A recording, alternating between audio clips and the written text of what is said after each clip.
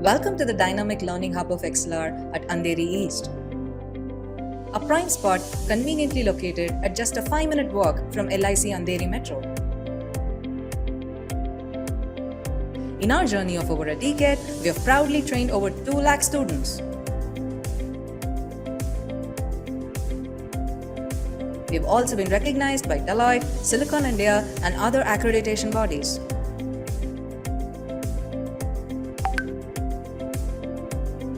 Experience learning like never before in our spacious and comfortable classrooms.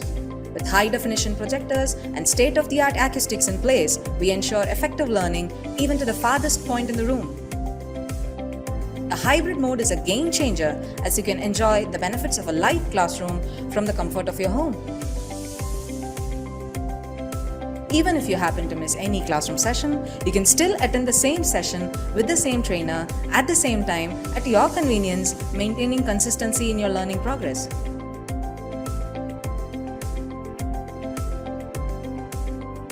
Want to get started?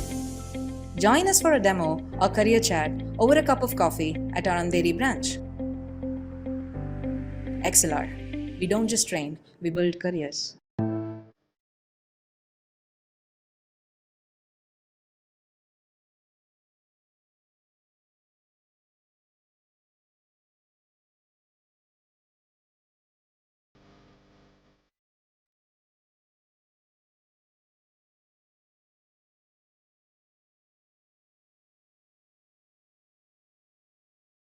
Yes, so the collaboration with ExcelR was an excellent one. We conducted a Power BI workshop with Advanced Excel over a span of 3 days. The workshop was almost 12 hours long in total. Mr. Karthik, who was an amazing trainer, helped the students understand the concepts deeply. I am sure that the students will be able to apply these concepts in their careers as well as their daily lives. The trainer, Mr. Karthik, was an excellent person where he explained in very detailed manner on how to give great insights using very complex data sets.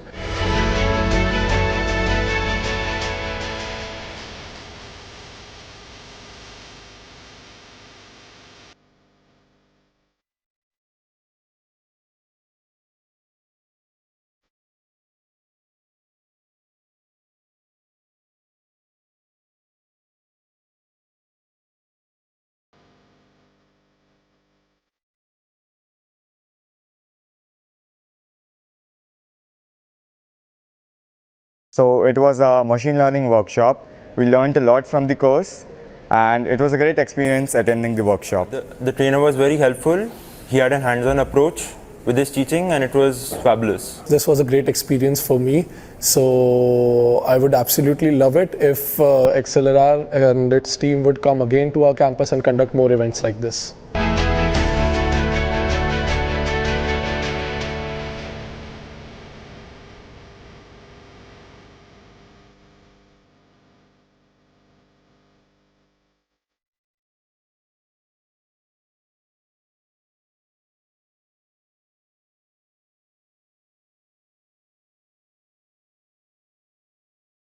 It was a great course and it started from basics and took me to a great extent.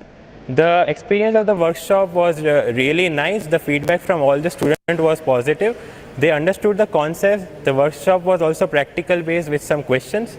The experience with ExcelR was very smooth. They helped us in conducting the workshop smoothly right from the booking of the vendor and deciding the course till the distribution of certificates. In overall, this workshop was a success during our Technical Fest Atmos, and I thank ExcelR for being a part of it.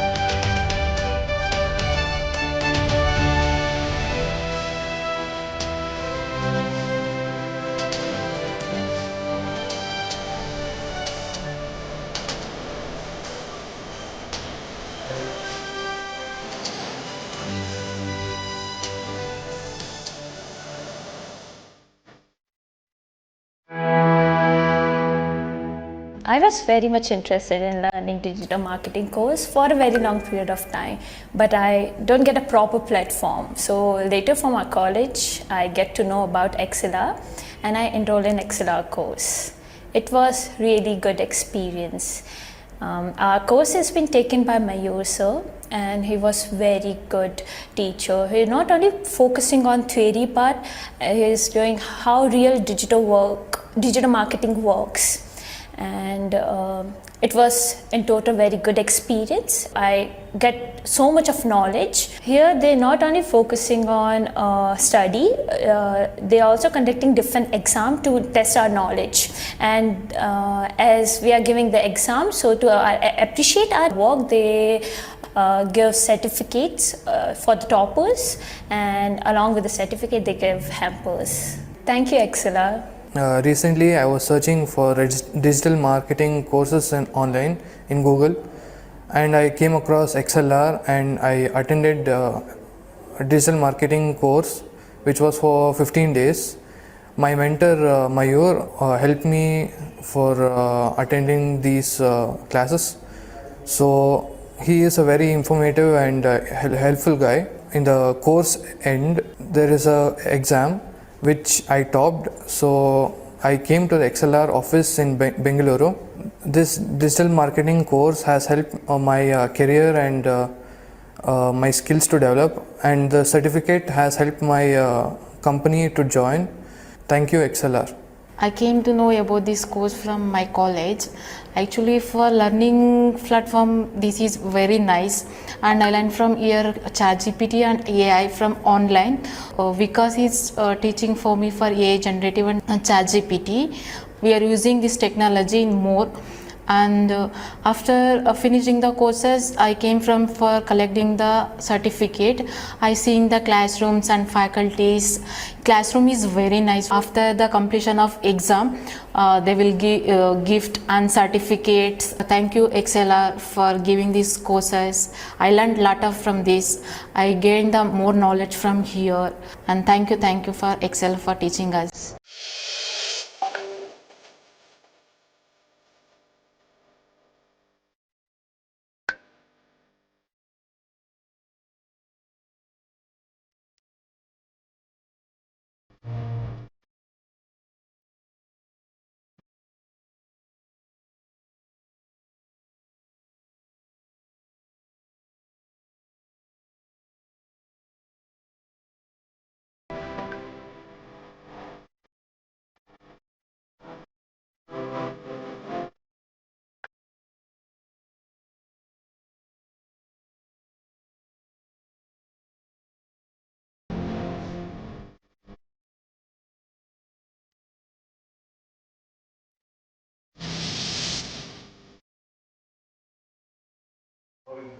Hello guys, I'm Vikram Mahajan and I'm studying in Swami Vivekananda Institute of Technology College, and I came across a training program which was mobile app development using Flutter, which was given to us by ExcelR Solutions.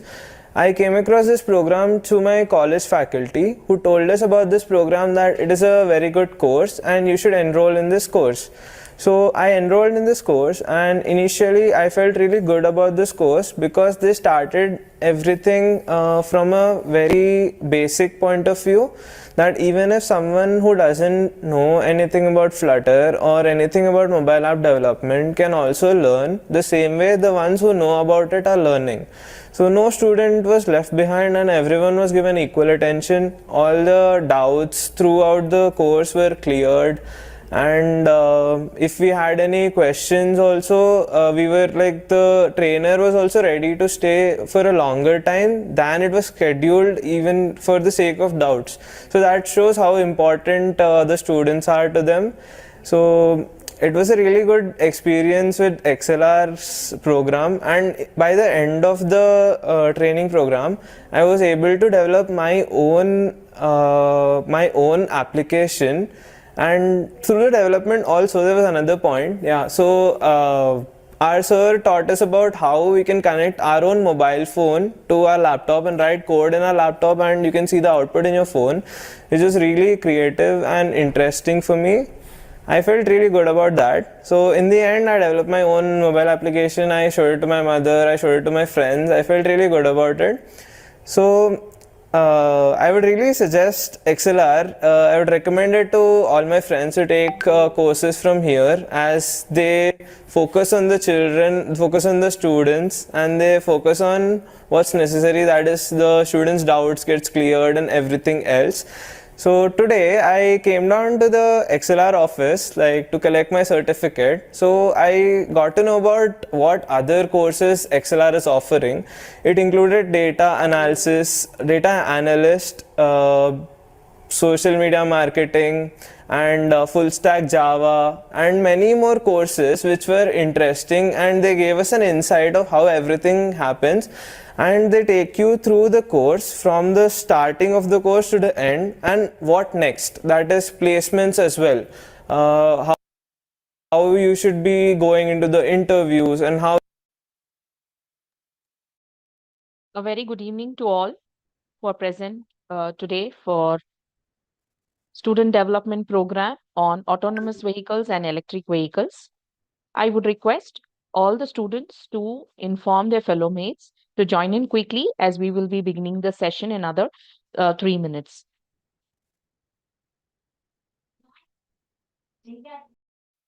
You should be approaching to companies, your resume building, and there were so many things which ExcelR is going to help you in, and they are ready to give you all the knowledge required, even if you are a beginner. So I really felt good about this visit, and I would really recommend ExcelR to everyone who's listening to this, and also to all my friends, that I had a very good experience with ExcelR, and I would suggest you to experience the same. Thank you. Hello everyone, my name is Satish and I am from Swami Vivekananda Institute of Technology. I am here to share my experience about ExcelR program. I took part in the ExcelR program that was conducted in the last month about the mobile app development using Flutter. What I liked the most about this session was the trainer started from the scratch. That means even the beginner who don't know about the basics of the program, even they can learn the most from this program. It gave me hands-on experience by developing a project which was the final outcome. Thank you ExcelR for giving me this opportunity, and I would also recommend all my friends to take part in the ExcelR programs. Thank you.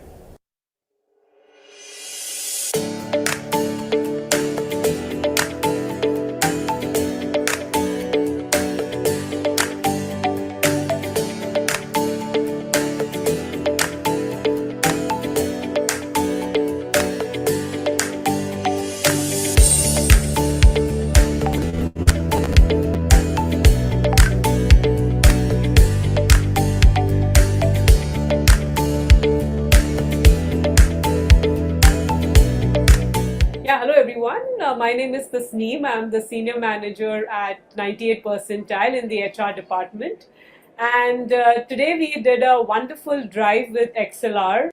It was amazing right from the very beginning, from the very first day when I got in touch with them till today. I think it was an extremely smooth journey with them.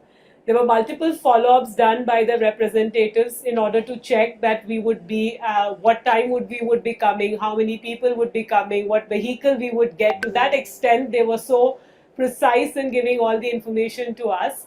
It was extremely great to get associated with them and have a drive at ExcelR campus. So we are very, very happy that we got a chance to do this. Now, coming to the students, what ExcelR had, I think they were extremely enthusiastic. They were well prepared. They were aware of what they are coming for. I think there was some back-end preparation which they did that was commendable. They also were very confident, and they were open to any kind of thing we were asking them to do. That was I think the best part. Now, I really hope we have a very, very fruitful association with each one of them and ExcelR in future. We are really looking forward to have many more drives like this.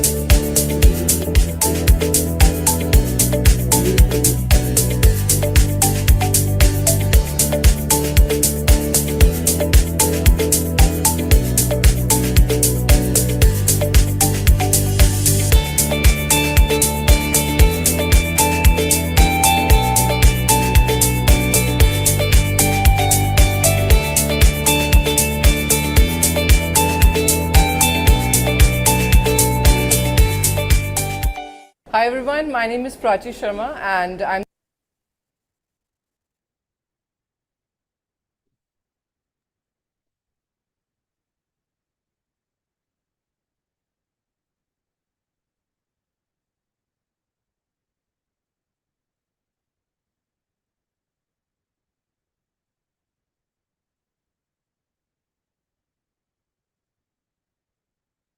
A very good evening to all the students, faculty members, coordinators from our esteemed partner institutions, and a warm welcome to the dignitaries who have joined in as guest speakers for today's evening.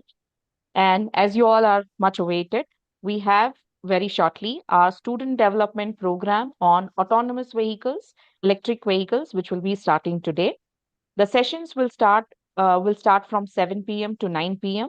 for the next 15 days, every day 2 hours. We would request all the learners to join in quickly and regularly.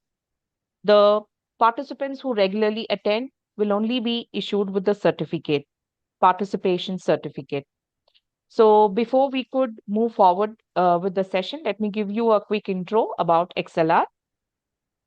ExcelR, founded in 2013, and we have our presence in 8 branches in 5 cities, founded by IIM ISB alumni, Mr. Ram Tawa, and we have a headquartered in USA, in Houston, USA, and we cater to the skilling needs of individuals, institutions, and industries. We have been very strong in the industry from last 12 plus years through our premium associations like iHub Divya Sampark, Skill Up, APSS DC, APSHE, TASK, Telangana, KMDC, IIT Madras Pravartak, where we are conducting joint certification programs, IIT Roorkee, BITS Pilani, and we are also got our courses approved by NASCOM Future Skill Prime and Swayam Plus. And we will talk about that more in detail in our next session. So these are some of the awards which are being recognized for our exemplary work. Deloitte awarded twice for our as the fastest growing technology company, and many others for our training program.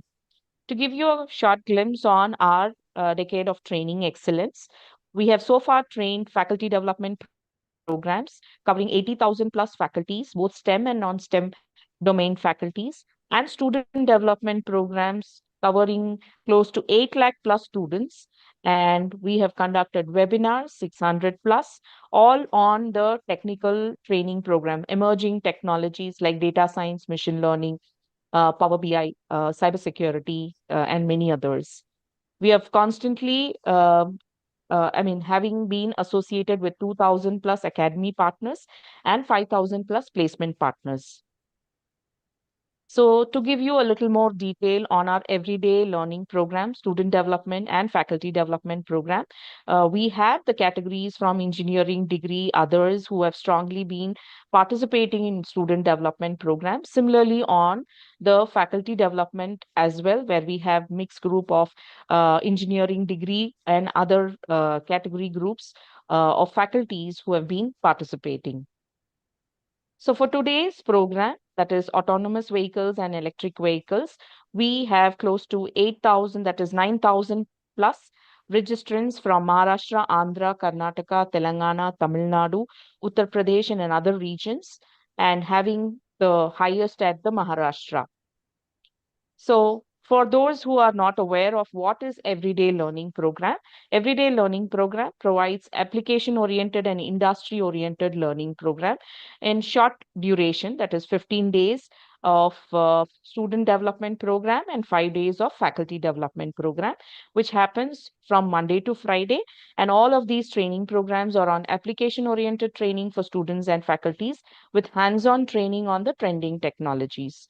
And this also helps the colleges to get the NAC and NBA, meet the NAC and NBA requirements. So all that a participant or a learner has to do is there is a registration link which is given here for all our everyday learning program, and you will have to enroll for this program.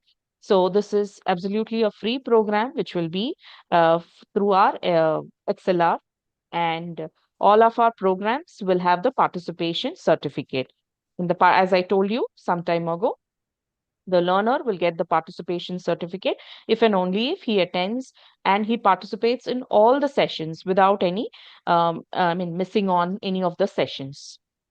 So what other category of programs are covered under everyday learning? So we also support colleges in signing the MOUs and conducting various category of programs, like we do industry webinars, industry faculty development programs, and all of these are delivered through the online mode and through the LMS platform, learning management system too. And the learner will be given for 365 days access on using the portal. In addition to it, the learner in the LMS will be able to find assignments, assessment, year practice papers, and he or she will be able to practice well for the job interviews as well. So these are some of the key highlights of our everyday learning program. And we have our LMS.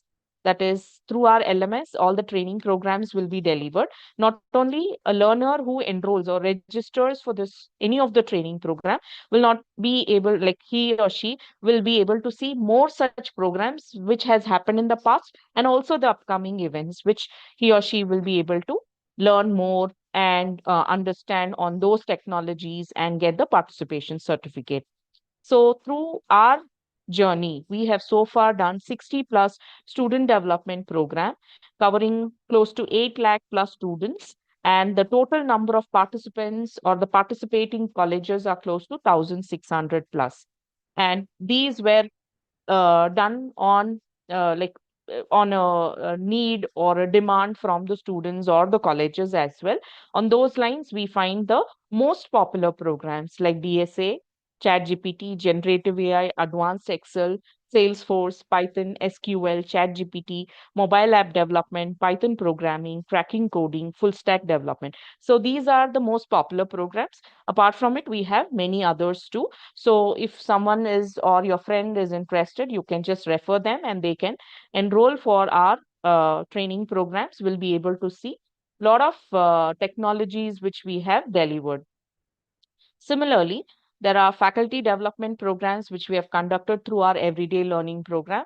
So for 45 plus FDPs which we have delivered, and the total number of participating colleges are 1,519. And again, you see here that most popular programs under the faculty development program is also here: data analytics, NLP, and digital marketing, deep learning, and many others you would find. So under the everyday learning, we have also conducted seminars, webinars, close to 500 plus. Approximately 50,000 plus participants have attended these webinars. And as I mentioned some time ago, that a learner who continuously will attend all the program, that is all the sessions in a particular program, will be awarded with a participation certificate. So towards my left, you would find the certificates for students at the top, and to the right, the faculty certificate. So on similar fronts, we have engaged students, research scholars, faculties from various institutions and premier institutions and higher education institutions. Like here it is at IIT Roorkee, where we have delivered data analytics using Minitab tool. And similarly, we have delivered Power BI training at BITS Pilani, Hyderabad campus. This is a student initiative where students approached ExcelR and they wanted them to get trained on the Power BI. So various such recent engagements we do have. So some of it are being here, and some of our students would have shared their experiences at ExcelR, which you would have seen some time ago through the videos. So this is one such event which we ExcelR's initiative to provide a training program for the final year engineering students to help them crack the job interviews. So it was a curated model, a 5-subject curated model of 240 plus hours on coding skills, quantitative aptitude, logical reasoning, verbal ability, soft skills, and of course, tips and techniques to ace their job interviews were given, group discussions were done, personal interviews were done, all of these. And this was in a joint association with a collaboration with iHub Divya Sampark, where iHub Divya Sampark was ready to give this prestigious certificate for those learners. So we had 50,000 plus registrants for the Skill Up final year program. And as I told you, only the participants who consistently attended the program, submitted their assessments, assignments, were awarded with this prestigious certificate. So 5,200 plus students were eligible for this prestigious certificate. And here, this is a short snippet from the newspaper, which we found that from Andhra Pradesh, we had close to 10,000 plus participants, 10,000 plus engineering students who attended the Skill Up final year program. All right, so without much further ado, let us get into our today's program, student development program on autonomous vehicles and electric vehicles. So before that, let me take the privilege to honor our guest speakers who have come for today's evening. So I would like to call upon Mr. Sai Kiran Marisetti, HR Manager, Data Beat, who has 13 plus years of HR leadership in operations, business partnering, compliance, talent acquisition, strategic HR management, and he has various sector explored too. So a warm welcome to you, sir.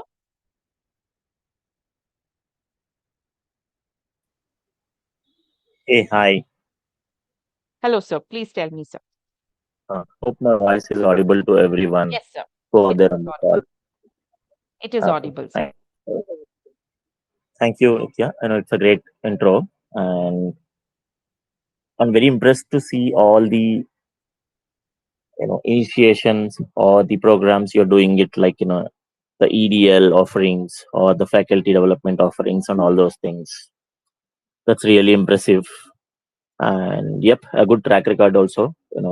You people, and wishing you all the best, and all the best to the students who are there in this call, and as well as who are going through the multiple sessions through ExcelR.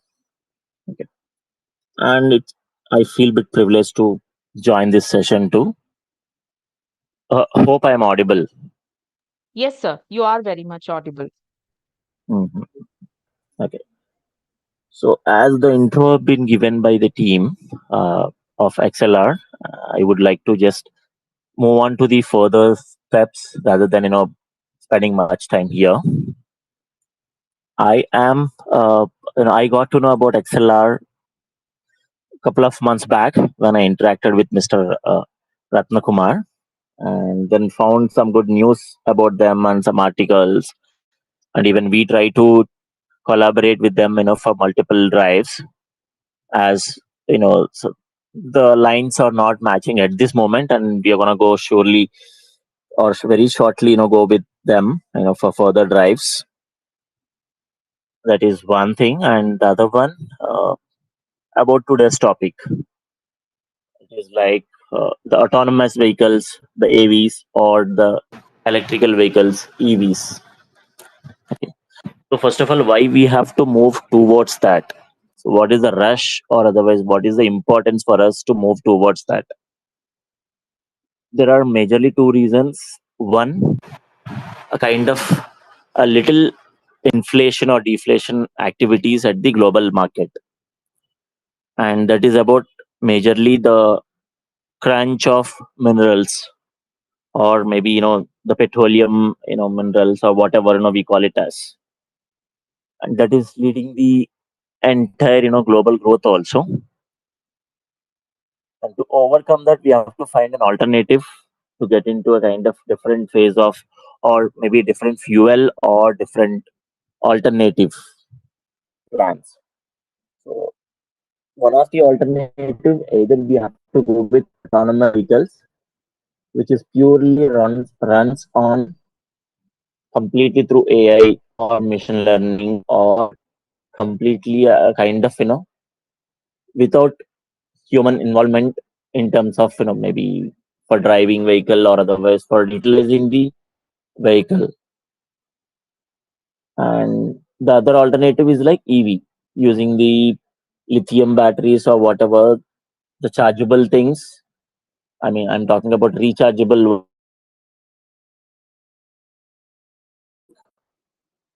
Avoid the environmental concerns, maybe kind of not to go with too much of pollution into the industry. I mean into the society, so we can avoid the current uses of diesel or maybe petroleum vehicles and then move slowly towards that. But how fastly we can go to that phase, it's again a question mark at this moment. So at this moment, most of the vehicles what we use are related to EVs, not to the even AVs also. AVs are still under the lot of trials going on across the globe. I'm not talking about only India. I'm talking about in across the globe. Lot of trials are going on the AVs, and still only across the globe only 2 or 3 individuals or the companies registered their AV vehicles. And major focus we can go through the EV vehicles for a short time period. And first of all, why we should know about this one? Why we should have the knowledge on the importance of autonomous vehicles or EV electrical vehicles? You being the students, with a thought process, you can change the entire the perception of the individuals towards AVs or EVs. Be it with your innovative thoughts in terms of making an economical autonomous vehicle, because the current autonomous vehicles AVs are bit on the expensive side rather than in economy side. So with your thought process, like by using your skill set in terms of machine learning or AI or any other engineering activities or the skills towards that, so you can learn many of the skills in those categories, and then you can come up with a kind of innovative thought and then make the society in better way or more economical way, and more in terms of very reasonable, and the EV or AV should be approachable to the people. So that is one of the thought process where you should learn or know about the importance of AV or EVs. So that's a small thought from my end about the importance of AV or EVs. But still, you will have more sessions going on this, or otherwise you can just go through the articles which are available at the different social media platforms or LinkedIn platforms, where you can find out the information regarding that. Yep, in a short way, I would say it is needed for us to make our mark into the industry of AV or EV, or to give our efforts in terms of making best environment together. So these are the two, maybe thought process from my end. Out of this call, I can say it's over to the ExcelR people. Thank you, Mr. Sai Kiran, for taking time and participating for today's evening and giving insights to the students on the importance of autonomous and electric vehicles. So, thank you so much for your kind words. Thank you, Nitya. Thank you, Ratna. So let me move forward with our next dignitary for today's evening, Dr. Rushali Wagmare, Assistant Professor, Head Electronics Department, MIT Academy of Engineering, Alandi, Pune. She has a PhD in renewable energy with specialization in photovoltaic systems and advanced optimization techniques, and extensive teaching and mentoring experience in IoT, renewable energy systems, signal processing. And she is also an active academic contributor through curriculum designing, technical workshops, expert lectures, and interdisciplinary collaborations. A warm welcome to you, ma'am. Thank you, ma'am. Am I audible? Yes, ma'am, you are. Good evening, students. Ma'am has introduced myself. Thank you so much, ma'am. Myself, Dr. Vrushali Wagmare from MIT Academy of Engineering, Alandi, Pune. Before going to my presentation, I just brief out some about my institute. MIT Academy of Engineering is established in 1999. And we offer the various engineering courses like AIML, data science, electronics, telecommunication engineering, mechanical engineering, and our organization is very keen for the industry, very keen for the industry focus syllabus and industry linkages, innovation, and outstanding placement records. Okay. So now for the today's program, we are all of you students are in this meeting for the student development program. So why there is a need of a student development program? Because our students are going to be face various challenges, and that challenges are because of rapid technology advancements into the AI, electric vehicles, autonomous systems, and this rapid technological advancement is going to be winding the gap between the academic curriculum and the industry skill requirement. Okay, and for that the students required to apply the industry relevant skill alongside to their theoretical fundamentals to enhance their employability and foster the innovation capabilities. Okay, and the solution for this, whatever the students are facing the challenges because of the rapid technology advancement, the solution is nothing but the student development programs. Okay, the such kind of this student development programs exposes the students for the emerging technologies. The such kind of programs providing the hands-on experience with the professional tools. Okay. Um, this today's student development program is on the automotive vehicle, autonomous vehicle and electric vehicles. This is very emerging technology, and with such kind of student development programs, students can learn through the experiential and adaptive education. Okay, and what what we are going to be learn in this program, it is about the fundamental advancement of like EV architecture, autonomous vehicles, then core technology of EV like battery management systems, charging infrastructures. Also you are going to get some hands-on learning on this advanced simulation tools like MATLAB Simulink, and you're going to get with the connect with the real world context like Tesla and Tata case studies. Okay, these all these things we you students are going to be learn into this student development program. So how this is going to be, we know that in academics everything is about theoretical concepts, okay, and theoretical research we are learning into the academics. Nowadays in industry they are using the practical tools, and they are using a very advanced tools for your theoretical knowledge. So this SDP is nothing but the fusion of this both the things, your theoretical knowledge and what are the industry requirements. So this SDP student development program will give you the platform to bridge gap between the today's requirement and your academic knowledge. Okay. So this is a 15 days program, and what you are going to be get after doing this program, you can update your CV for you can with the this advanced certificate, and to make yourself distinctive to the top recruiters including TCS, L&T.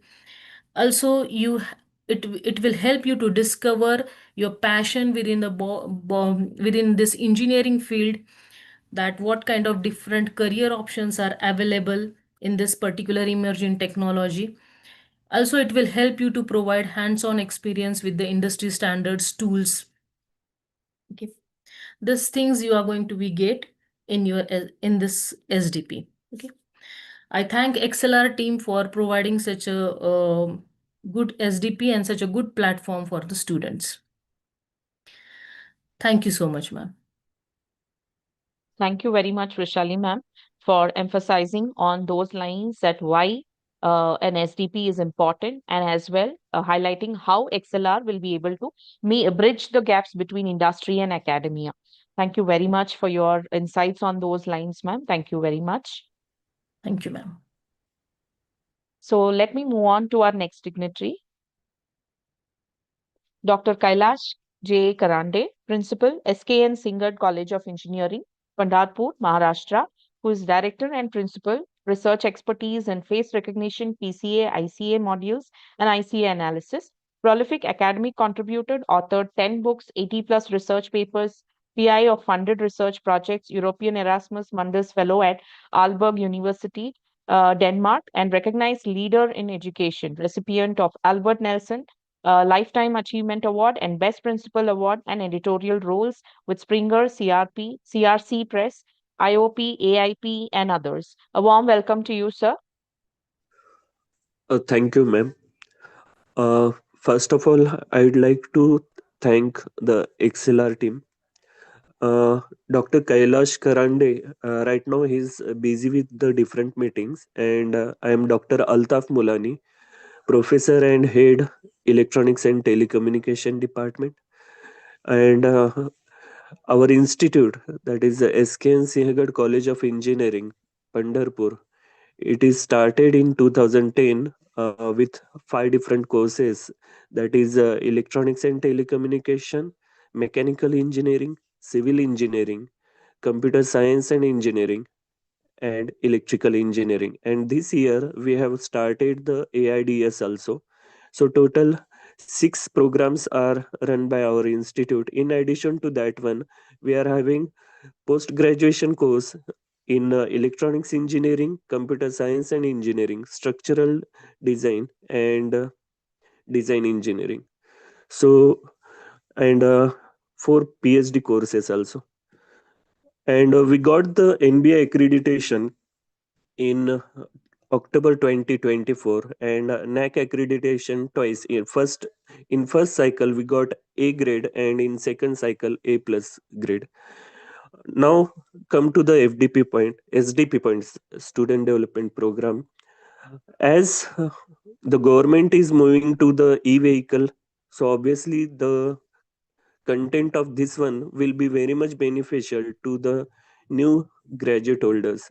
So if the students grab this opportunity in a positive way, they will be getting the benefit in that particular sector, because we know that many of the vehicles like Maruti, then Hyundai, they are moving to the e-vehicles.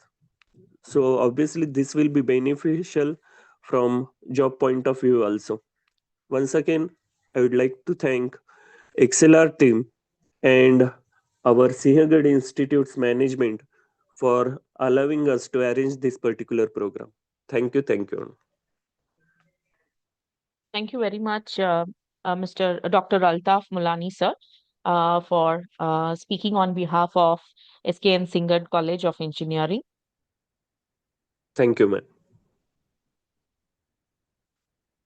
So,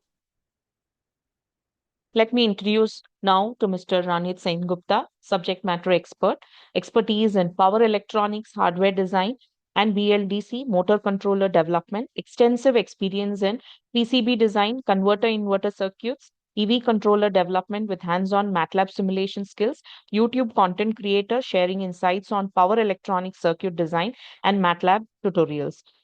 He will be your tutor from the industry. So a warm welcome to you, Mr. Ranit Sengupta. Thank you, ma'am. Thank you so much for your warm welcome. So, am I audible? Yes, very much, Mr. Ranit. Yeah. Thank you so much, ma'am. I really feel thankful and feel privileged that to join with ExcelR with this mission, that is Student Development Program. And I am just giving you a short introduction of myself. I currently working in Havels India Limited, and especially I am taking care of the BLDC motor controller development in my current roles. And previously, I have joined with Luam Cleantech Private Limited, which are basically focused on the lithium battery pack design for EVs, and also uh, it is very new to the industry, that is lithium battery recycling. So it is my previous company, that is Loham, was is the one of the I can say the largest recycler, that is lithium ion recycler, right, in the India. So yes, I got a very good experience means in my previous company, as well as I am doing such a good controller development studies and other things like PCB designing, converters, inverters, which is basically the heart of an electric vehicle. So our program will focus on EV and AV. Obviously, you know about the program, and I am taking care of especially means EV, right, electric vehicles, and you know that guys that EV and HEV, that is hybrid electric vehicles. So both are actually comes under electric vehicles. So I am just briefing you some topics that we will be covering in the upcoming days. That is the introduction and overview of EV, HEVs, and the classifications and types of the electric vehicles. Also, the powertrain architecture of EVs. Also, we are having motor genset. So we will see the type of motors actually we are using, especially in case of EVs and HEVs, and how the mechanical arrangement we are actually using, the gears, the other straps, whatever we are using. And after that, the heart of EV. We all know that the heart of EV is the lithium battery technology. So it is a very new technology to all. And also day by day researchers are doing research that how actually we can improve our battery health, battery thermal management, and other things. So we will focus on that part, supposed to be cell chemistry, cell form factors, electrical, we can say electromechanical specifications. And after that, we will be covering the battery management systems, which we can say the heart of a battery. So battery management system, what would be the overall hardware architecture, software architecture, supposed to be state of charge, state of health, that how actually we can actually calculate those things, we will see on the upcoming sessions. Also, there is a battery pack design methodology, which I will show you some real-time examples like Tata, Tesla, that how actually they are designing their battery packs with uh, mainly lithium ion technology, but the various cell form factors, various type of chassis designs. So I will be covering those things. Also, there is a very important parameter, that is AIS 156. That is basically means automotive industry standards. So before launching any type of vehicles, like suppose EV, HEVs, we have to do the certification. So I will be covering those things as well. After that, we will be taking care of the importance and overview of the power electronics. So as you know, the name actually is electric vehicles or hybrid electric vehicles. So all the things are solely depend on the electrical electronics, and obviously mechanicals would be there. So I will be taking care of the means I will be showing you that how means we can design traction inverters, DC to DC converters, so especially for the powertrain. And obviously, there is a one important topic, that is a charging infrastructure. All you know that the vehicle to grid to vehicle infrastructure will be developing, and also there is a quite different charging profile we have to follow for lithium ion battery pack. And also there will be the motor driver, obviously, that will be the important one, that how actually we are controlling the speed of a vehicle, right? So this is the overview. This is the overview that we will be covering in the upcoming days. So I would like to thank you, the ExcelR team, to obviously do this type of programs. Uh, Thank you, ma'am. Thank you from my side. Thank you very much, Mr. Ranit. We will hand over the session once after the LMS walkthrough is over. Okay, sure, ma'am. Thank you. Yeah. So now, let me introduce you to Mr. Amar Shivate. who will be taking you through the LMS walkthrough. Through LMS, you will be logging in regularly to attend your sessions. So he will give you more insights, and if you have any questions related to the LMS, you will be able to, you can just get in touch with him. So Amar, over to you. You can take over the session. Yeah, sure. Thank you. So, dear students and faculty members, once again, very good evening and warm welcome to the 30 hours student development program on AV and EV. Really, I'm also so happy to launch this program as this is something new, trending technology. We're just switching from these vehicles to the next generation, the AV and EV, right? So I'm pretty sure that you guys are also excited for the same. Yes. So I just need the confirmation, both Zoom and YouTube participants. Let's be interactive. Let's be enthusiastic. Okay. So we have to be interactive every time. Whenever sir is going to ask the query or question, whenever I'm going to ask that, I'm audible. You guys need to be just replay me that into the chat box. Yes. Quickly, can I have a confirmation?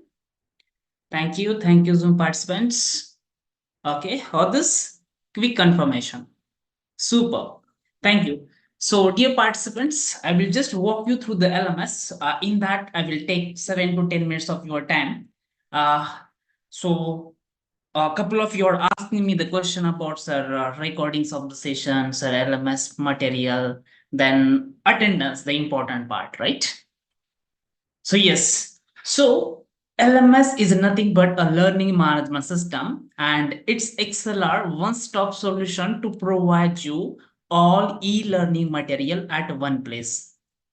All e-learning material means, in a simple words, we used to go at one shop. Which shop? For example, DMart, right? So where we'll get all the groceries, sometimes we'll get some clothes and different things, right? So here on the ExcelR portal, you will find the each and every material. Sir, what is each and every miss?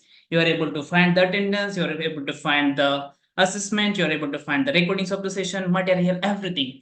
And that's going to be with you for next 365 days. And whatever the programs we are going to launch into the future, you will be having access to that as well. Right? Excited? Yes. So let's start how to access the LMS portal. So now, whenever you are registering at the same time, you are getting the LMS access as it's automated. So you not check, then please check your email. While checking, check into the inbox or else check into the spam folder as well, right? And you have to check the mail. You have to open the mail with the subject LMS portal account details by ExcelR. And here you can check the portal link, email address, and the password. These three things. Yes. So whenever any application, any web application, whenever we have to sign in or we have to do a login, three things are required. What is that? Portal link, that is nothing but a URL, right? So we used to use the different web applications like Amazon.com. So Amazon.com is nothing but a URL. So ExcelR LMS portal URL is mylearning.excelr.com.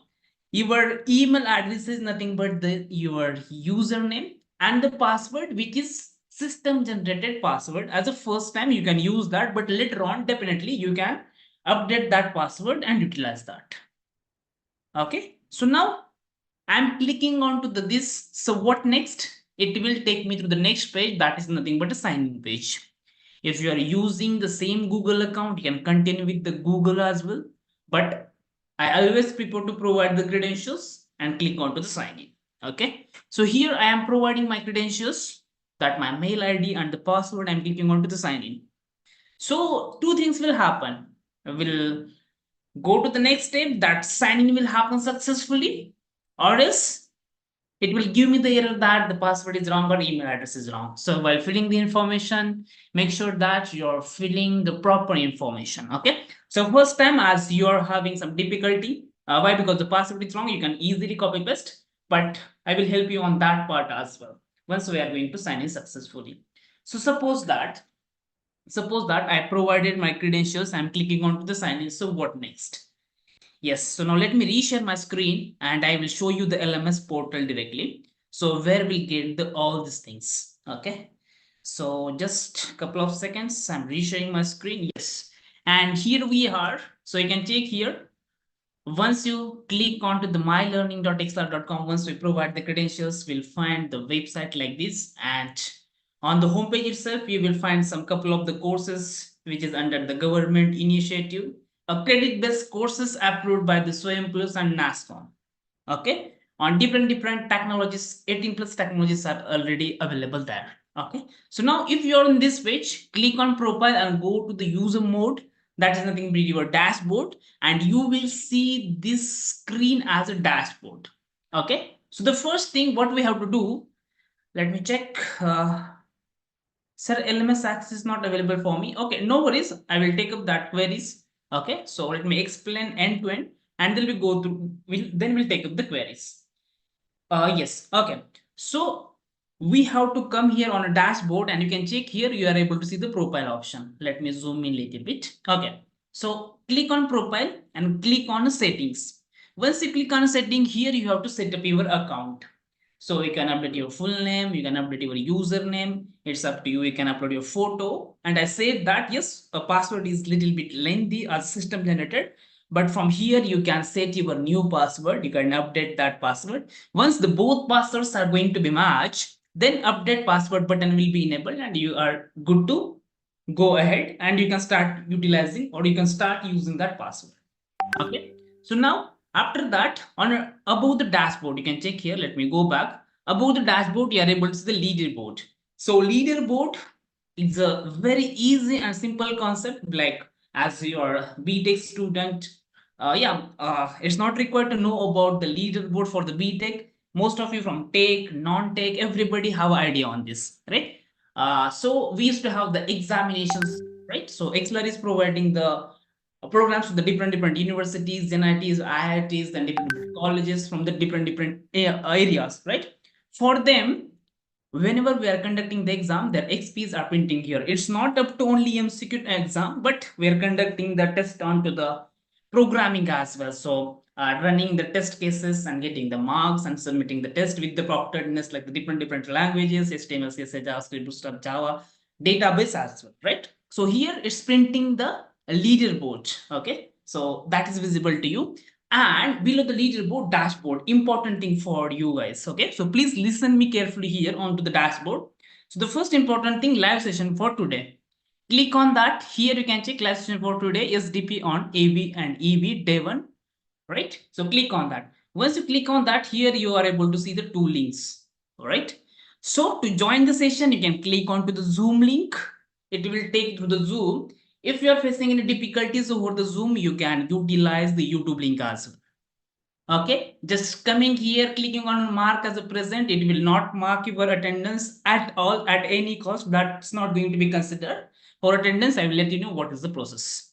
For the joining the session, we have to utilize these 2 links. Every day, these sessions will be live in between 7 p.m. to 9 p.m. Every day is Monday to Friday. Okay, now let me go back, and I have to access the attendance recording and material. Sir, where to access? Ma'am, where to go? Yes, so you can check here 53 enrolled courses, right?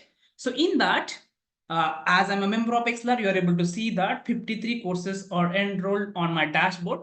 But we'll search for this particular program SDP on AV. You are able to see here. Yes, let me open that. Once I open that, the first tab itself, you are able to see the agenda, then attendance and feedback, live sessions and recordings, and new reading material. Yes, sir. Once we have a classroom access, everything is there itself, not required to go here and there, right? So let me open the agenda. Here you will find as well, starting the session with EV, you will find the EV agenda, actually what we are going to learn for the next 15 hours under the EV, and you will be able to find the AV agenda as well very soon. Okay, below that, attendance and feedback. So a couple of you asking me, I think from the YouTube participants, right? So about the attendance. So you can check here the attendance and feedback form. That link is embedded here. You can click on to the link and you can submit your attendance and feedback. So this link will be active in between 8:30 p.m. to 9:30 p.m. for the same day only. So you will go tomorrow, and in tomorrow's session, you will drop me a message, sir, I want yesterday's link. No, we can't go into the past, right? So on that same day, the link will be open in between 8:30 p.m. to 9:30 p.m. What is the use of attendance and feedback? So coming to the attendance, 60% attendance is mandatory to get the certificate of participation. First thing, and feedback. We are interested to see that how these things are going on, and we are waiting for your real-time feedback onto the sessions. Okay, clear?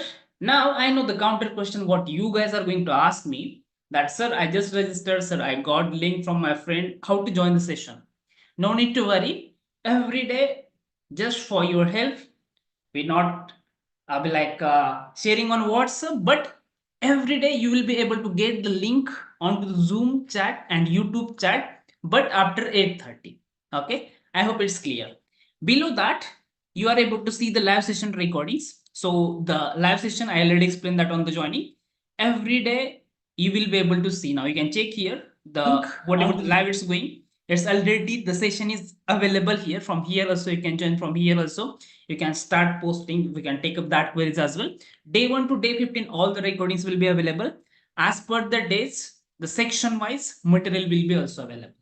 Okay, so this is the how you can access the LMS portal very easily. It's very user friendly. So start utilizing every day. Join the session. See, everything is in your hand. Today you receive an email to join the session, right? Every day you will not receive the email because you have handy LMS with you. Why to run here and there, right? Why to be dependent on anyone? That my friend will share the link or I will ask, because LMS is already there with you. So I hope everybody will start utilizing the LMS in a proper way from the today or tomorrow onwards. Okay, I hope things are clear. So let's give me the confirmation. On top of it, be like you tried after multiple time but you're not able to access. Please feel free to contact us on edl@excelr.com. Our team will check your details, your LMS account status, and they will help you out. Similarly, I will be there into the Zoom and YouTube as well. So you can keep posting me the issues. Okay, I will take up that. So on this note, thank you so much for listening the LMS KT, and we'll start with the session. So Nitya ma'am, host to you. Thank you, Amar, for a quick walkthrough on the LMS. So now let me hand over the session back to our industry expert, Mr. Ranit Sengupta. Over to you, Mr. Ranit. Okay, ma'am. Thank you. Thank you so much. Thank you very much.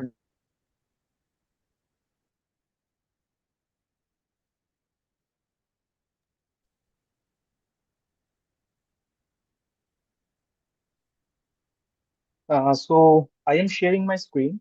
Just give me 1 minute. So today actually we will start with some introduction and the overview of electric vehicles, and also it is not only electric vehicles, it is also named as hybrid electric vehicles, because I think you may have seen more number of HEVs in the market in India as well. There are multiple HEVs are launching day by day. So basically HEVs is nothing but to bridging the gap between IC engines and the pure EVs. So I think, 1 second.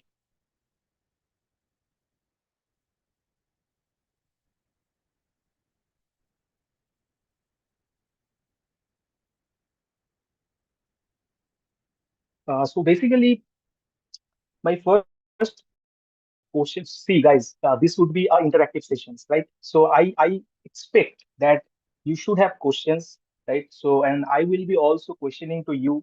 So I also expect answer from you guys as well, right? So just you can means use your chat box, right? And obviously I can. Okay, you can use the chat box. I think there is a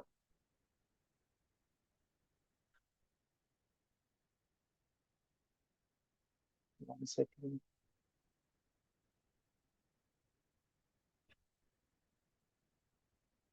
Is my screen is visible? Yes, sir. Screen is visible. Okay. Okay. Thank you. Thank you so much.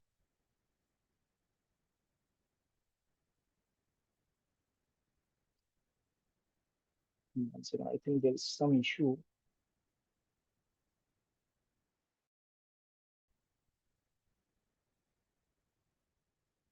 Okay, yes. So basically, I am starting with some early innovations, right? We all know about the EVs, I think couple of decades ago, right? From 10 to 15 years back, it all started, right? And the famous name which is comes in our mind, that is Tesla, right? Tesla is very, very, very famous name, as you all guys know.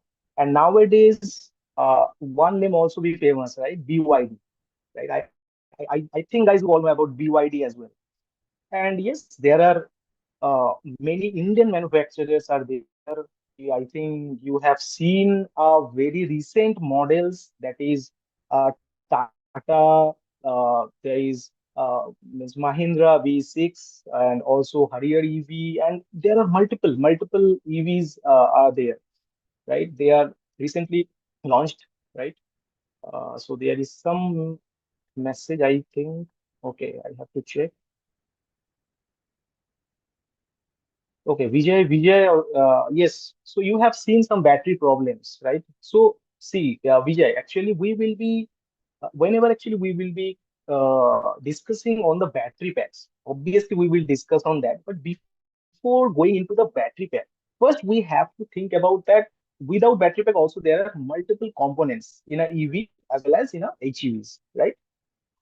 So first of all, we have to uh, obviously know about the overall architecture of a HEV, right? After that, obviously, we will see about the battery packs, other whatever the problems actually we are facing.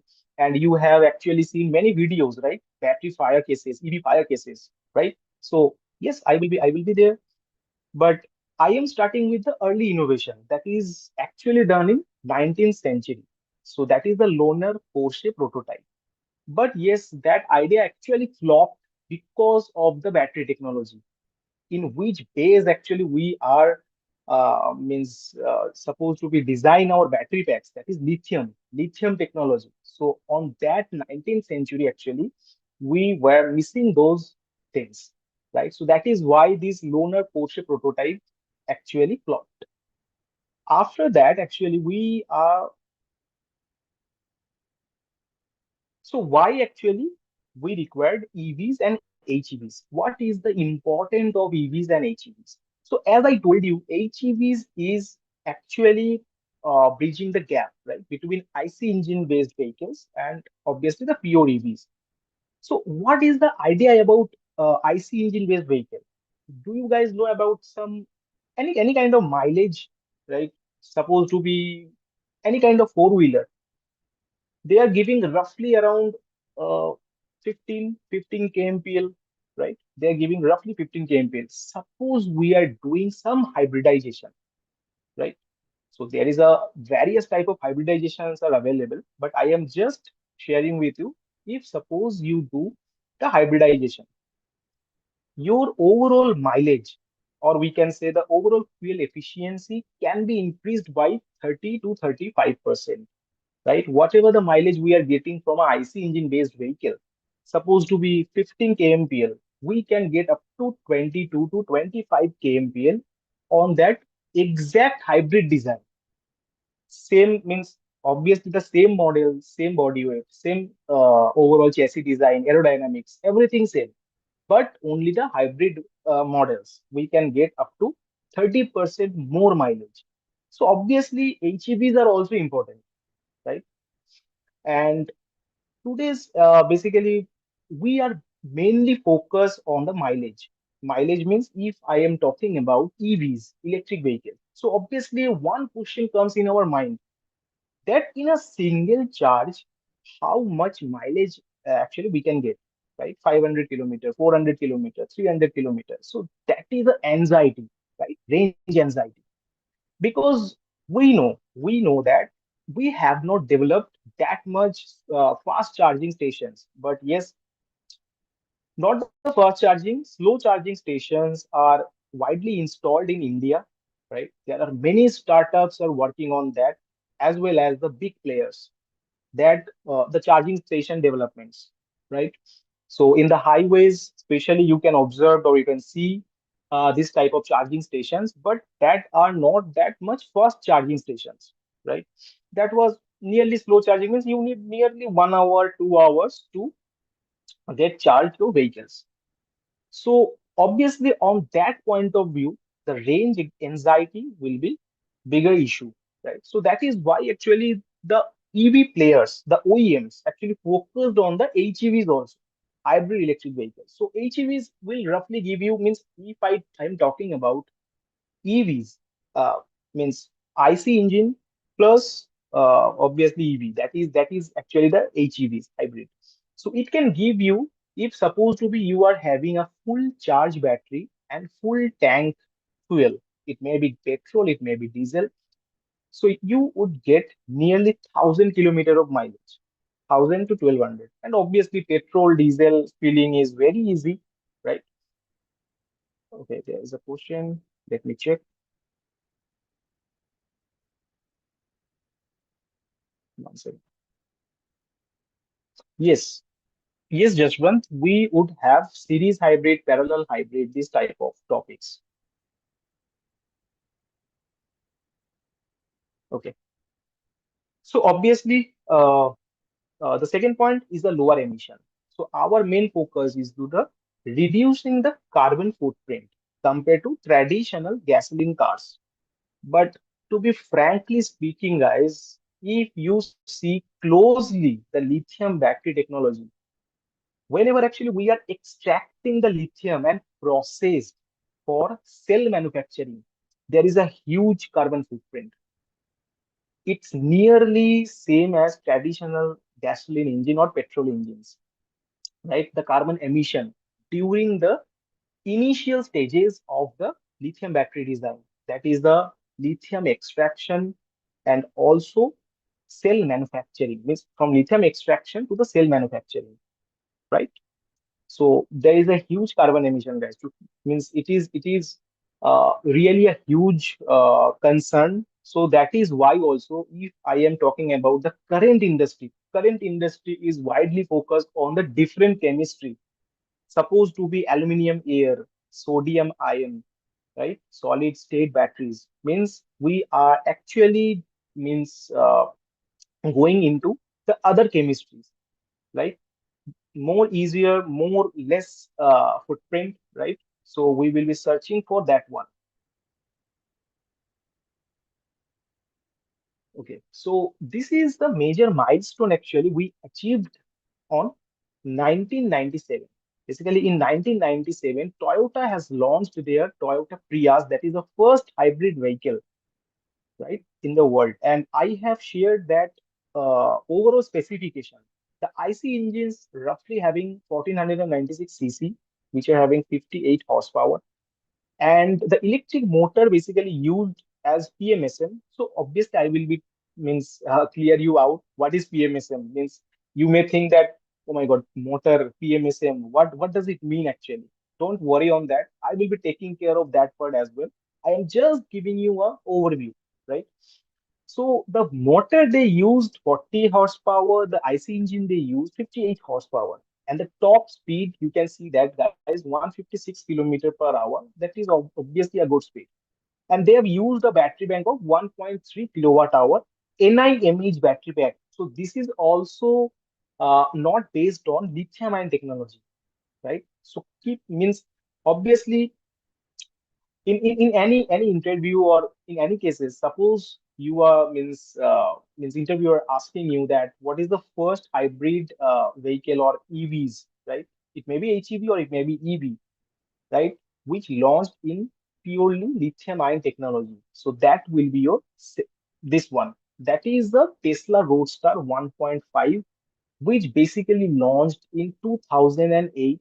This is a fully electric vehicle, and first time Tesla introduced this lithium ion technology. And they have used 53 kilowatt hour of lithium ion battery pack. And obviously, this is a sports car. So the top speed would be nearly around 201 kilometer per hour. So this is a pure electric vehicle. Means this vehicle doesn't have any IC engine, right? Internal combustion engine. And they are using three-phase, four-pole induction motor, right? So that is different motor technology. than the Toyota Prius. Toyota Prius focused on the PMSM. That is nothing but permanent magnet synchronous motor. So that motor technology is different. Induction motor technology is different.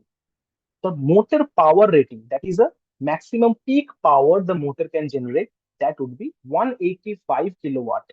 So that is a means we can say the revolutionary step, right? That Tesla introduced and in 2008, and the range they are giving 393 kilometer. So with this 53 kilowatt hour of lithium ion battery, they are giving 393 kilometer. I think nowadays Tata Nexon also giving nearly around 45 to 50 kilowatt hour of battery back, and roughly around I think 400 to 450 kilometer of range. Obviously, that depends on your overall design. Means how actually you are means there is a factor of weight, right? There is a factor of aerodynamics. There is a factor of whatever the traction inverters, traction motors actually we are using. What are the converters we are using? Which type of thermal management actually we are using? So that depends on that part. But yes, uh, this Tesla Roadster 1.5 was very, very popular model on that era. Now there is a classification, and this is a very basic classification. From the picture itself, you can actually get it. So I need the clarification from you guys, right? From the pictorial view, please give me some answers that what is the difference? Means first one is the ICEV.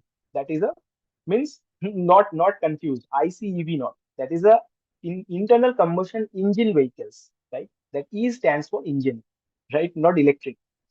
So that is ICEV. Second one is HEV. That is hybrid electric vehicle. Third one is PHEV. That is a what is this? What do means? Please share your thought. What is PHEV?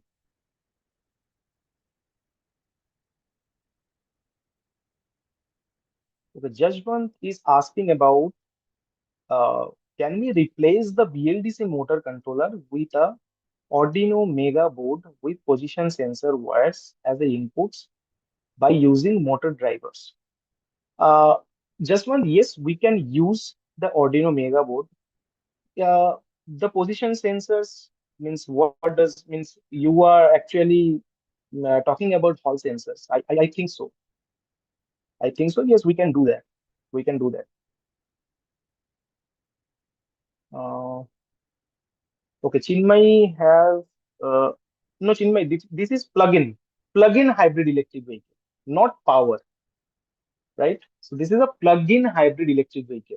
So I just want to know from you guys what is the difference. As from the pictorial format, you can understand that what is the difference between HEV and PHEVs.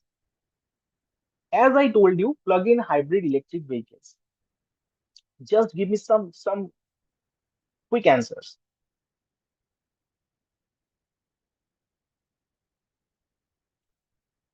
So you can speak out, right, guys? The session would be interactive. You can speak out because there are multiple messages are there. Obviously, yes, there is a lot of you actually have answered plug-in hybrid electric vehicles. Yes, it is correct. But I want to know about the major difference between the PHEV and HEVs. From the pictorial format also, I hope you can. Okay. Okay, I got an answer that is have to charge the battery in PHEV. Yes. So that is a very, very basic difference between HEV and PHEV. That is, we have this is a rechargeable EV, right? But normal hybrid EV, normal HEVs, many HEVs actually are not having charging infrastructure, means not having external charging infra, right? But PHEV having external charging infra. As from the pictorial format, you can see that the size of the motor, or we can say the size of the IC engine, right? The IC engine size is quite bigger than the motor in case of HEVs. In case of PHEVs, you can see the motor size and the IC engine size is nearly equal. So I hope guys from the pictorial format you can easily understand, right? What is this one is a IC engine and this one is a motor. So obviously you can see that the same kind of or we can say the same powered IC engines and electric motors actually we are using in PHEVs, and you can see that the battery pack size in PHEVs is quite bigger than the HEVs. So that is why actually we require to charge the battery pack externally. And for pure electric vehicle, you can see we don't need any fuel tank, we don't need any IC engines. There is a pure EVs only run on the fully electric motors. So what do you think that PHEV is design means the design of PHEV is means complex or EV is complex? Means what is your thought? As from the pictorial format, it is very clear that that means which design is more complex.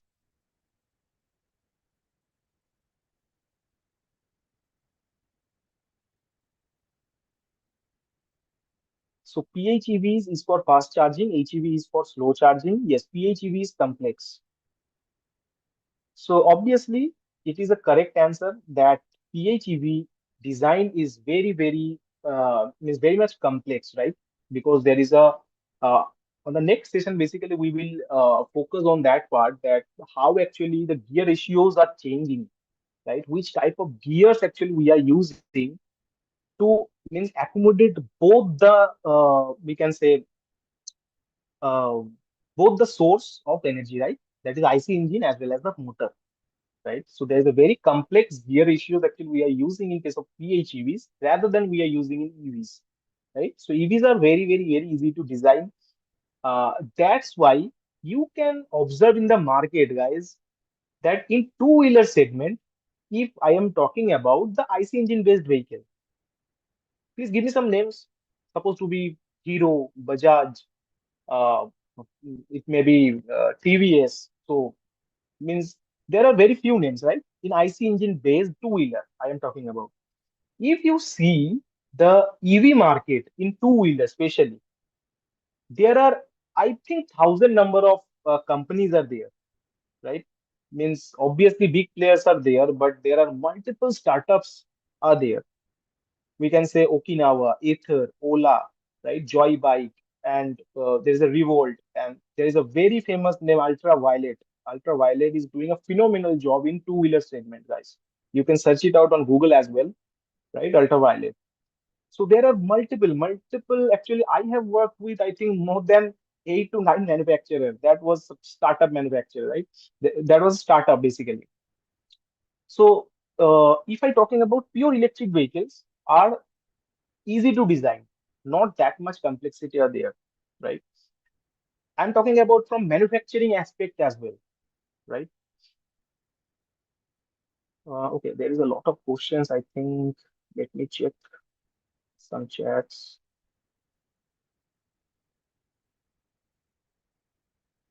Okay, I think all I've understood up to now.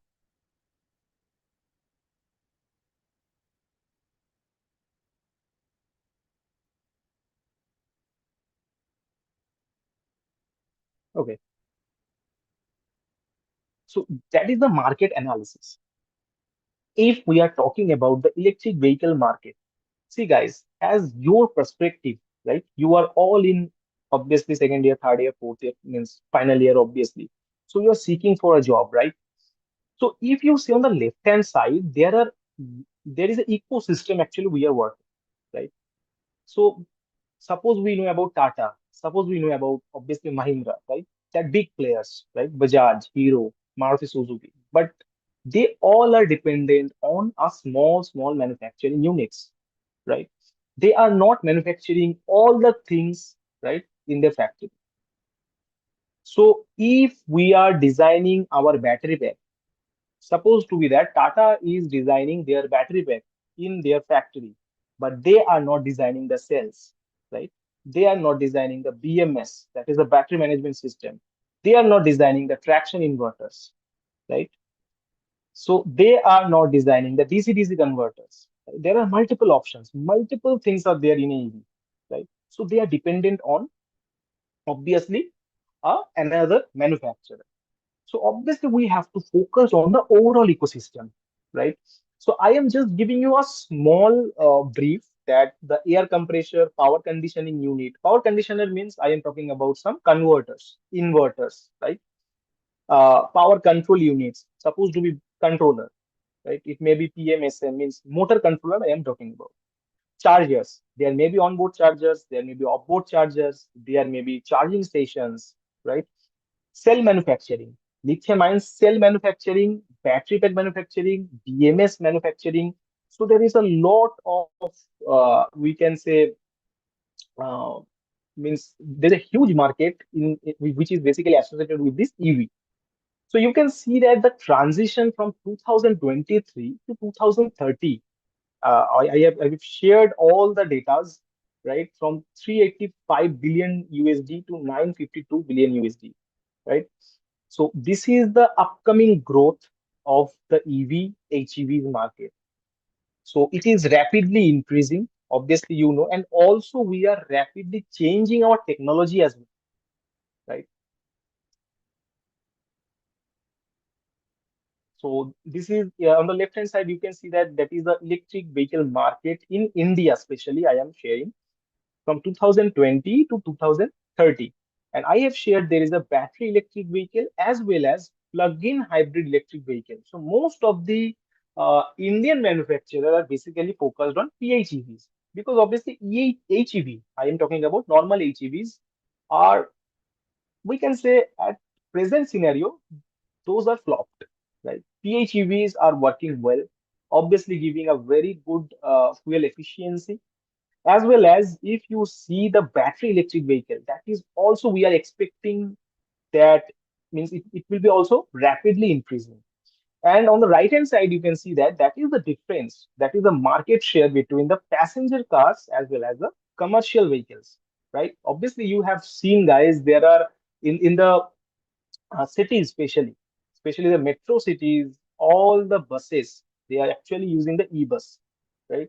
So that is also rapidly changing. I'm talking about the commercial vehicles. So that is the overall growth and the market analysis. And the key India means that is nothing but the key players, right? So I am talking about not only the Indian manufacturer, obviously the foreign manufacturers are also there. So you can see the names, obviously. I am actually giving you this reference for the four-wheeler itself. I am not giving any two-wheeler companies, right? Okay, there is some chat box message I have to see. 1 second.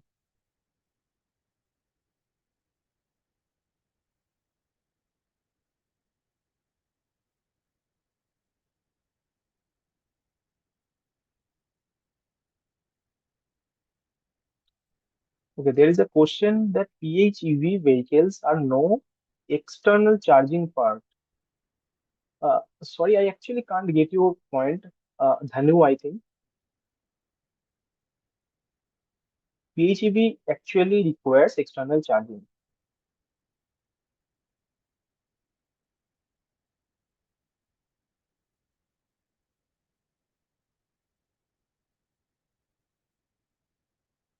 Okay, you have given HEV means 70% petrol, 30% electric. Yes, especially for HEVs. HEVs is nothing but, we can say, 80% petrol, 20% electric. For PHEVs, we can say 60%, nearly 60 to 70%, that is IC engine, and 30 to 40% we can say electric, right? And we can manage up to 50-50 for PHEVs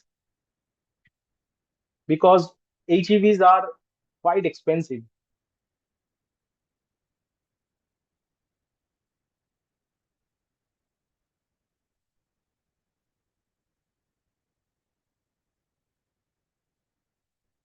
Okay.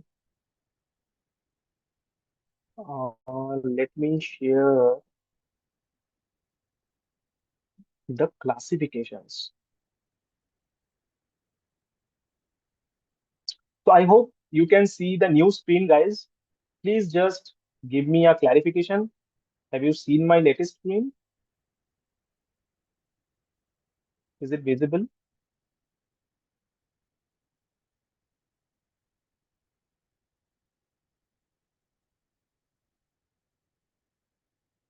Okay, great. So from the pictorial format, guys, actually you can see that what are the important factors are there in a HEV. This is a HEV system, right? Uh, Sorry, that is the EV system, not HEV. So you can see that I am just giving you a brief from the image. You can see there's a fuel tank. After that, oh, sorry, this is the HEV. Obviously, there's a fuel tank. After that, there is a traction battery, you can see. After that, there is a traction motor, and there is a separate generator system. There is a transmission system, right? That is the gears and obviously the CVTs, right? So that is the thing. That is the auxiliary battery, you can see here. And there is a thermal system, obviously there. There is a DC to DC converters, you can see. There is a power electronics controller, you can see, that is specially to control the motor speed, right? And there is a IC engine, internal combustion engine, and there is a exhaust system. So that is a overall component of a HEV. Why actually I am talking about HEVs? Because see guys, EVs, pure EVs are easy to understand, but for HEVs it is really complex to design. So that is why there is a extra factors comes, that is a IC engine, there is a fuel tank obviously, but as I told you, the overall means traction architecture we have to means go through with that traction architecture that is totally different in EVs and the HEVs. So first I am actually starting with some uh, architecture, that is series hybrid architecture. That is the first architecture I actually want to introduce. That this first comes this series hybrid architecture. One second, there is a chat, guys. You can speak, right? If suppose you are having some question, you can unmute yourself and you can speak. Okay, Santosh. Sure. Okay. So basically, in series hybrid architecture, as on the right hand side, you can see that the overall block diagram, right? So there's the IC engine as well as there is a EM, right? There's two EM actually you can see, right? First one you can actually get it as the EM1. The second one it would be EM2, right? So EM is nothing but electrical machines, and you can see that the high voltage battery pack here, and here the PE, that is nothing but the power electronics, right? And there is a gear you can see, and the gear is connected with the wheel. So why actually it is named as series hybrid architecture? You can see that this EM is not directly connect with this EM, or we can say the IC engine, right? There is a mediator, that is nothing but a power electronics controller. So first EM, that is nothing but a generator, right? The second EM is nothing but a motor, which is directly connected to the vehicle, right? Sorry, which is directly connected to the gear and followed by the wheel, right? So that means the IC engine is not directly give the power to the wheel, right? That is from IC engine. After that, we are using a generator to generate the electricity, obviously using by power electronics converter, and also there is a high voltage battery pack you can see, right? So depending on these means obviously the voltage current ratings all are controlled by the power electronics converter itself. After that, whatever the speed, whatever the torque, whatever the power we need to basically access the wheel, or we can say to power the wheel, that would be controlled by this power electronics converter, and obviously followed by the electric motor. So there is the electric generator, there is the electric motor. So that is why it's named as series hybrid. The IC engine is connected series with the EM, right? That is nothing but the electric motor. So how actually it is types of modes actually we are having, right? There is a 3 to 4 types of modes actually we are having. So obviously we will means I will show you the modes on the upcoming slides, or maybe later on tomorrow's sessions. So you can see that basically what is the drawback? What is the drawback of this series hybrid architecture? You can see there is a double conversion happens. So obviously there is a loss of IC engine, right? Okay, guys, I have a question for you. What is the efficiency of a IC engine, right? Roughly, can you give idea?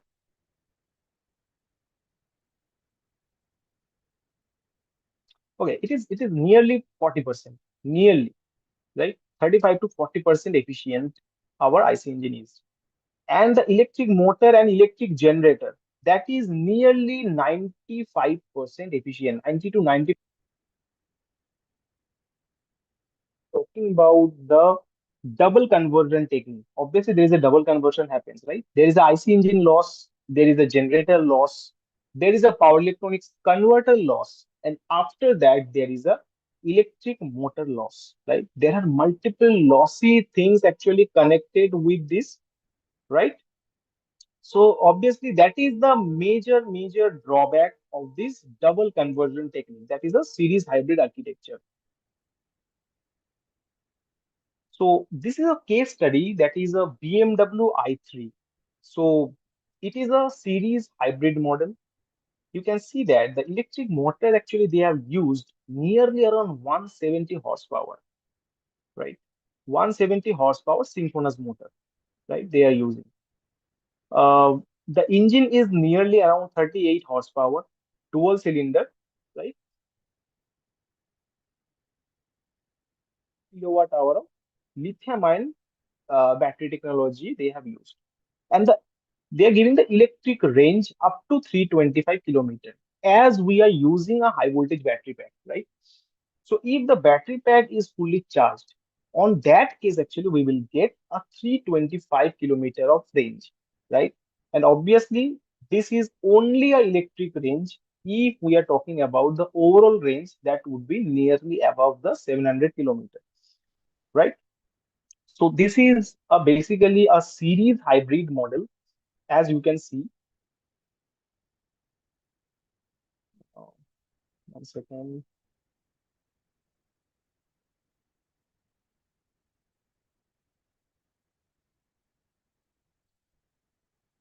Okay, let's come to the parallel hybrid architecture. So from the pictorial format or the block diagram, that how the parallel connection happens. You can see that here one EM, you can see that one EM is connected with the gear, right? And another one is a IC engine. So followed by the clutch, you can see that it is directly connected to the wheel, right? There's a two clutch actually we have used. The upper one actually directly connected through the wheel, and the lower one that is connected with this electric motor. So basically, this electric motor, it is a electric motor as well as a generator set, right? So that is nothing but a motor genset actually there we are using in parallel hybrid. So whenever actually suppose we need to charge the battery pack, on that case, the generator set will turn on and it will charge the battery pack, and the IC engine power the wheel, right? So there is a two-way, right? So obviously, IC engine independently power the wheel as well as it helps to charge the high voltage battery pack through a generator, right? That is nothing but a EM, that is electrical machine. And you can see that whenever suppose there is a need of high power, right? On that case, the electric motor as well as the IC engine will give a full thrust to the wheel, right? So that is why it is a parallel hybrid architecture. So obviously, depending on the modes, right? Mode of selection means in a hybrid, basically, we'll observe that there is a multiple types of modes that are there: cruise mode, overdrive mode, right? City drive mode. So obviously, depending on your selection, actually, it will focus on that. So whenever actually you need in a highway, right? On that case, you need full thrust, right? On that case, the IC engine and the electric motor will give you the full power to the means overall drivetrain, right? And you can see that the high voltage battery pack in case of parallel hybrid architecture, most of the time, see in current industry in India, basically, we are having all the hybrid vehicles are plug-in type, especially.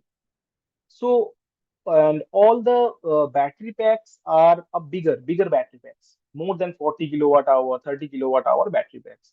So obviously we need to charge the battery pack externally, right? From the IC engine via generator, it is not possible to charge the battery pack fully. So that is why most of the companies are actually focusing on the PHEVs. That is nothing but a parallel hybrid. That is a basically plug-in hybrid I am talking about. And all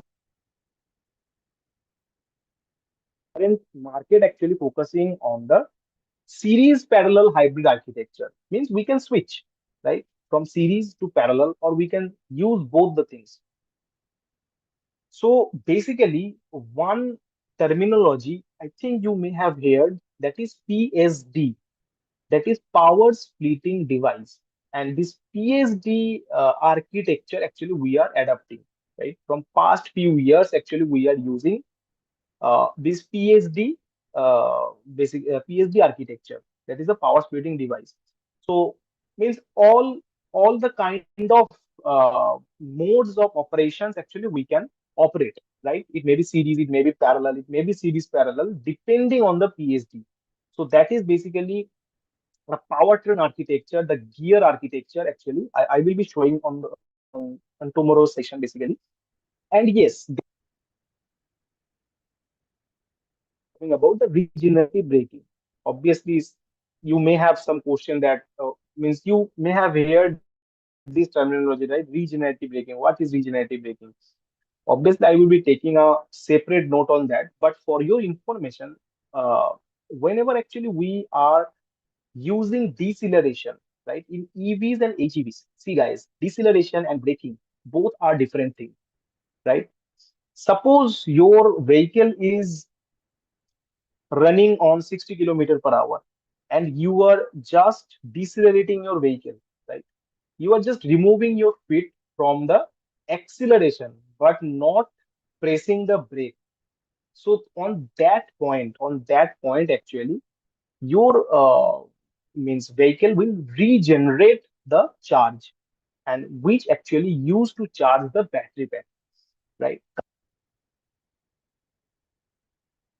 So that is the thing actually I have mentioned here, that the battery can be charged during regenerative braking in all the cases. In case of HEV, means hybrid electric vehicle, plug-in hybrid electric vehicle, fully electric vehicle, all these type of vehicles having this regenerative braking option.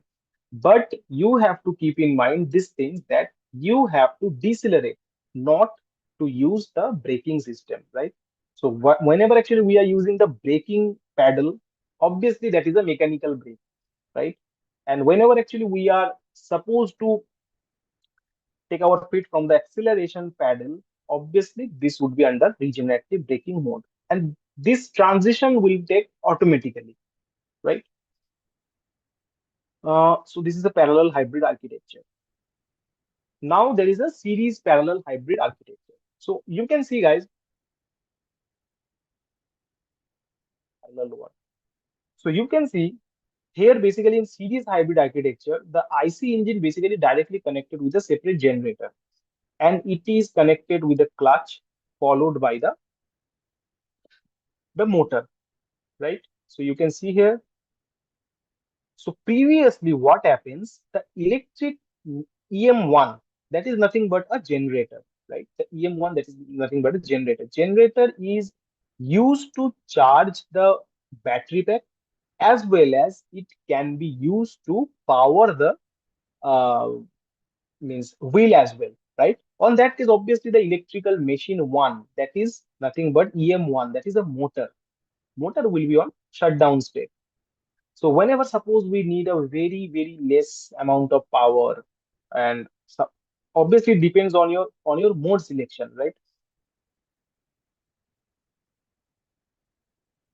Working on the improve fuel efficiency. On that case, also we are working on the different kind of modes, right? So as you know that the IC engine consumption, the fuel consumption is directly depend on the RPM of the engine. That is a rotation per minute, right? If the RPM is higher, obviously fuel consumption will be higher. So that is basically a different phenomena. Means we have to control the IC engine RPM so that it can actually consume less fuel, right? So on that basis, whenever we suppose to need very obviously in a city drive always we are using fully electric mode, right? On a city drive. Suppose in a hybrid mode, suppose there is a suppose your speed is using both the things, right? IC engines and as well as little bit of motor power. Whenever actually we need a full thrust, as I told earlier as well, on that case, the electric motor will take a very high power from the battery pack, and obviously it will convert the electrical energy to the mechanical energy, and obviously it will give the torque and the thrust, right? So that is the basic thing of series parallel hybrid architecture. Now there is a power split hybrid architecture. So obviously I am giving you the rough idea, but yes, on the tomorrow session, we will specially focus on this powertrain architecture. What is the inside of PSD, right? What is the inside of PSD? So we will see on the next session basically. But yes, from the block diagram itself, you can understand that the IC engine EM1, that is nothing but a generator, and EM2, that is nothing but an electric motor, which is directly connected to the gear and the obviously wheel shaft, we can say. So this is how actually PSD connecting all the three components with each other. You can see that in series hybrid, there is no connection between the IC engine generator with the motor, right? There is a, we can say it is connected through a power electronics converter. Here, actually, you can see that in power split hybrid architecture, every component is connected with a single PSD, right? That IC engine, the generator, and the motor. Three important parameters, or we can say the three important, we can say, sources, right? Energy sources are connected in a single point, right? And you can see that the power electronics, that is PE,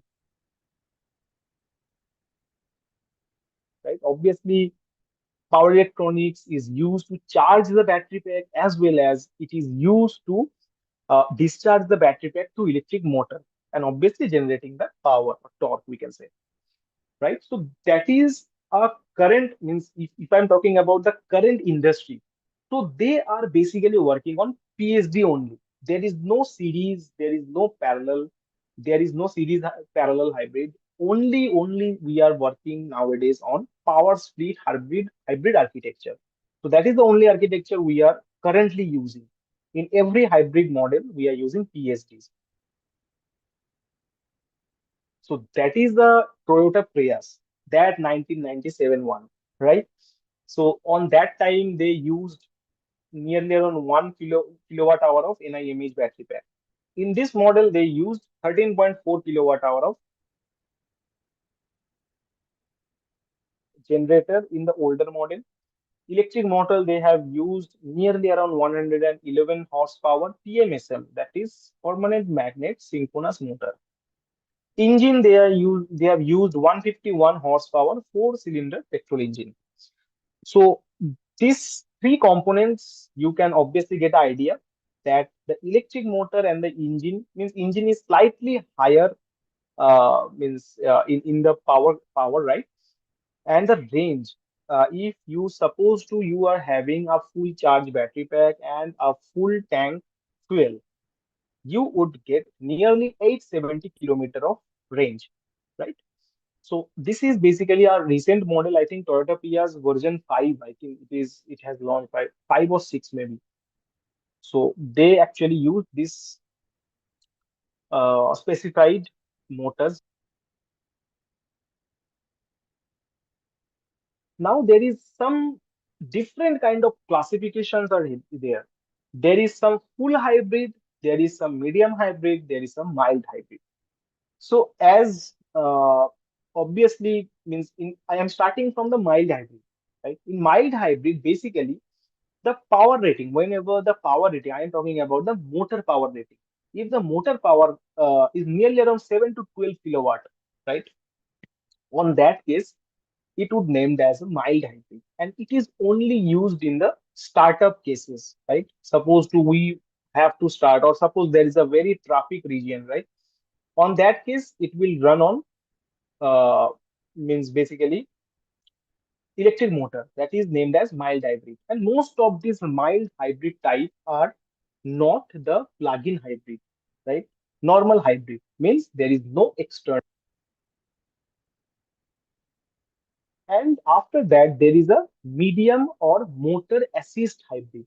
On that case, the motor is nearly rated around 20 to 25 kilowatt, right? And this kind of transmission or this kind of hybrid system are used basically for low speed transmission. Means whenever there we need supposed to be 20-30 kilometer per hour of speed, on that case actually we are using this type of low speed transmission, or we can say medium hybrid vehicle. Generally, in case of traffic area, in case of suppose there is a in city, basically on top metro cities, there is a traffic, as you know, guys, 1 hour, 2 hours of traffic. So on that case, this medium hybrid will obviously assist you to get a very good fuel efficiency. And the every full hybrid or strong hybrid models are plug-in hybrid model. Most of the time, more than 50 kilowatt of the motor actually we are using in case of full hybrid architecture, and it can independently drive the powertrain. What does it mean? Independently driving means we can suppose there is a IC engine failure, right? Or there is no fuel in your vehicle. If your battery is charged, you can easily drive, right? Fully on battery pack means on that case, or we can say on that mode, your vehicle is fully run, or you can say that is a fully electric vehicle for that time, right? And mostly that type of vehicles having a larger battery pack, right? More than 15 to 20 kilowatt hour of battery pack, right? So that is a classification by the degree of hybrid. So this is a very new technology, that is fuel cell EV. So I think you guys also know about this fuel cell, means you have heard something about this fuel cell EV technology, right? And whenever actually we are thinking about fuel cell EV, one thing comes in our mind, that is hydrogen based model. So I just give you a small brief on how fuel cell EV actually works. So see guys, in a overall model actually we are pushing hydrogen gas in the anode side, right? And you can see there is a middle one, that is an electrolyte.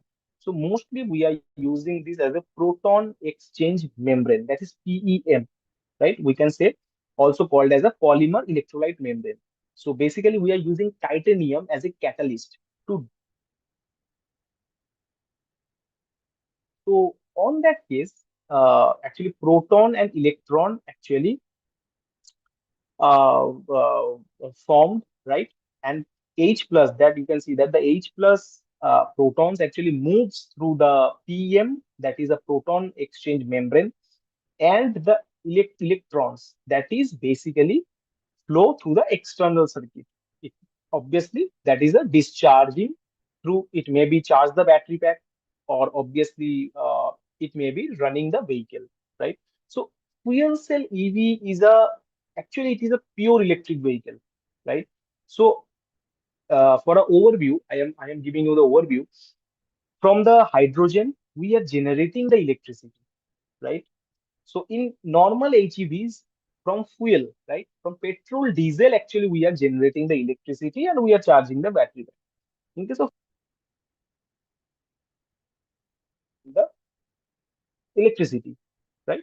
And from that electricity, we are supposed to be stored it to the high voltage battery pack, or also we can run this or use this power to run the motor itself, right? And from the cathode side, actually, there is the air inlet, right? We are getting the oxygen, and this H plus and oxygen actually react with each other and obviously giving H2O. So I think you may have seen that mostly fuel cell EV, or on we can say that every fuel cell EV, means hydrogen based vehicles, actually having a very less, means there is no tailpipe actually emission, there is a water emission, right? You can say water droplets are coming from the tailpipe, right? So that is nothing but the reaction. So that is basically design a fuel cell EV. Why? Because of this process. There is a very complex process are there, and these processes are having actually a, means incorporate the losses, right? First process, that is a electrolysis process, right? H2 production, hydrogen production process is actually 70% efficient, right? And there are multiple other process as well, supposed to be compression and storage, right? For, means whatever the CNG type of vehicle we are using nowadays. So obviously with this type of fuel tank technology, I'm talking about the mechanical structure, we cannot store H2, right? So we need a very strong structure, means I'm talking about the tank structure we need to compress and store the H2, obviously. So there is a risk factor, right? So obviously we need to do a very careful design. Obviously there is also a 10% of loss because of compression, cooling, and that stuff. After that, there is obviously transportation, distribution, but uh, obviously fuel cell conversion also having 50 to 60% efficiency. Whatever the conversion I am talking about, that is the hydrogen, PEM, and obviously the H2 emission. So obviously it is roughly having 50 to 60% of efficiency. And electric motor efficiency is nearly around 90%, which is minimum. Minimum we can get 90% of efficiency. So there are multiple steps you can see in the fuel cell EV, but there is the advantage. So obviously the advantages is a zero emission. That is one advantage. In case of HEVs, obviously there is a tailpipe emission, right? Obviously we are using petrol, diesel. Obviously there will be a tailpipe emission. The second point, that is a rapid refueling. Traditional petrol vehicles, diesel vehicles, obviously it would take roughly I mean same time, right? 10 to 15 minutes. Obviously give you a longer range, nearly around 1,000 kilometers of range, and energy efficiency. So FCEV, basically fuel cell electric vehicle, actually we are comparing with the IC engine based vehicles, not we are comparing with any other kind of HEVs, right? We are comparing this because the HEVs are more efficient than FCEVs, right? So actually, we always compare this FCEV mileage with the IC engine based vehicles. Now, what are the challenges in the FCEVs? So as I told earlier in the earlier slide, there is a hydrogen infrastructure. That is the main challenge. Hydrogen infrastructure, right? So obviously, hydrogen production and storage, that is also a third point, that is a cost. So as we all know, the India, means not only in India, because the market is very much cost centric, right? Obviously we are paying suppose a X amount of money. Obviously that should be valued, right? So nowadays with this current technology, FCVs are more expensive than traditional gasoline engine, and obviously some EVs as well, right? So that is the advantage and challenges in FCVs. So I hope you can understand that how many types of HEVs actually we are using. So okay guys, let's see the questions from you. So you can ask me the questions from these topics.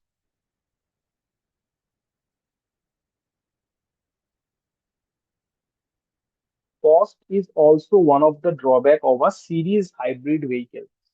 Yes, obviously there is a cost for obviously there is a drawback because you have to use a IC engine, obviously a very good means capacity, right? And also you have to use a very high energy battery pack. So on that case, obviously there is a double conversion losses, as I told. Uh, means from mechanical to electrical, then again electrical to mechanical. Obviously, this loss will incorporate cost, right? So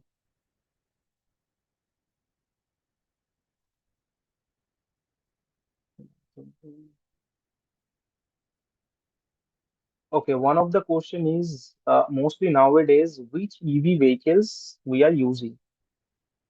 Uh, Brand or companies. Uh, See, mostly we are using EVs, right? Pure EVs are widely available in market than HEVs because HEVs, see, HEVs are really means complex in design, right? So obviously there is a R&D cost, guys. Whenever we are actually developing a product, we need a huge R&D cost, right? So means whatever the foreign companies, foreign OEMs are there, they are specially focused on the HEVs. If you see Tata, if you see Mahindra, they are not focused on that HEVs. They are totally focused on the pure electric vehicles because it needs a very good manufacturing infrastructure. Obviously, there is a very high R&D investment and also manufacturing investment.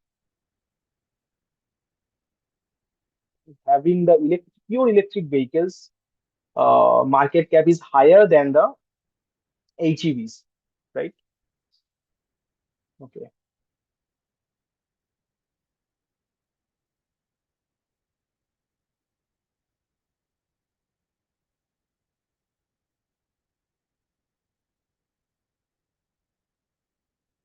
Is BYD? No, BYD is not an Indian EV company. It's a Chinese brand. It is not Indian company.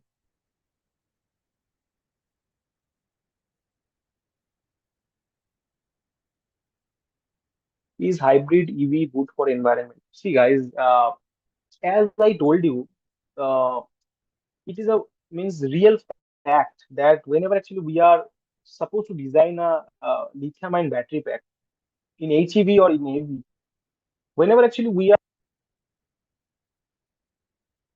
lithium-ion cells, it's actually emit a lot of carbon.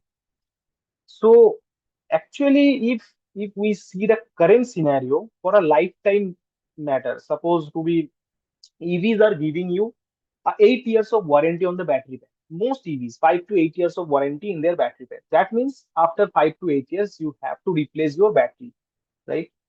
If you consider a roughly 8 years of life of your battery, in case of EV, in case of HEVs, and if you suppose to get 8 years of life in a IC engine based vehicle. Obviously, we know that as per engine conditions, day by day, whenever actually your engines, depending on your engine health, obviously carbon emission will increase. Uh, no, obviously, if you are see your totally your thinking, right, means if you need a very good range, obviously the hybrid EV is good, right? Give you a nearly 800 to 1000 kilometer of range. And if you are not supposed to be not require the range, obviously not require the range, actually 400 to 500 kilometer range you can easily get, right? So on that basis, fully EVs is good.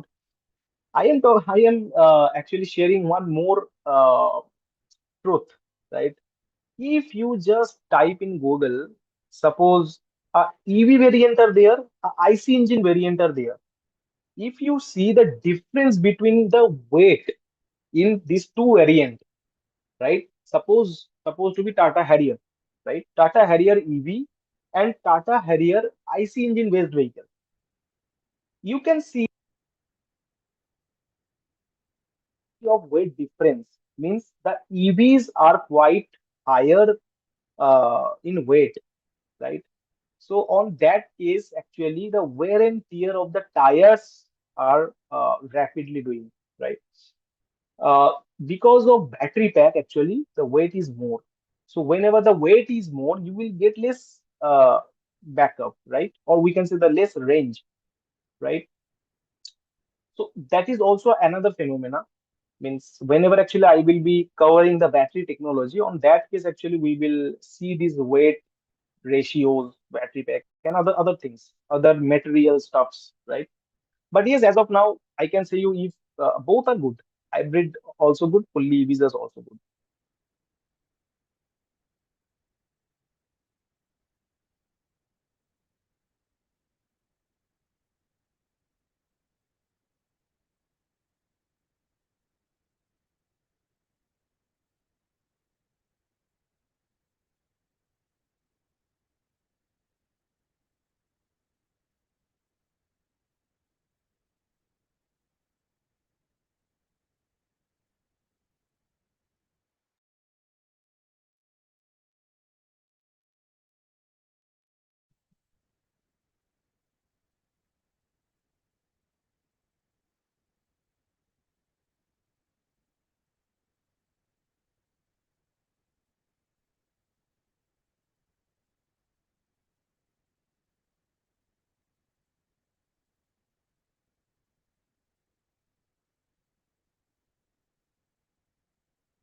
So someone is asking about what is there on top of the bus, like the rectangular thing.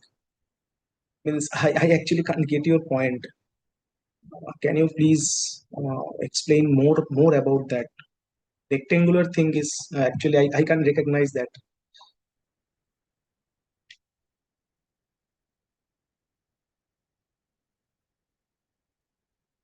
How can we measure IC engine power? So obviously it is in bhp, right?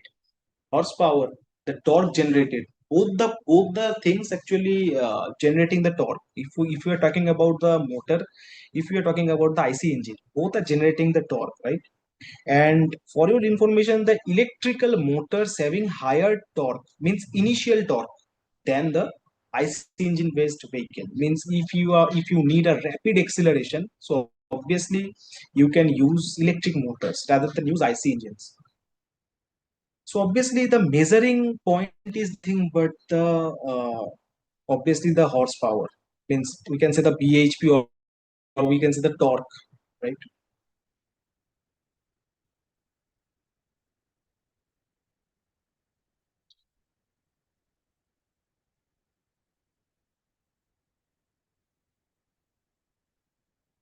Okay, another question, that is, can power split hybrid operate purely as a series or parallel system depending on the, yes, obviously.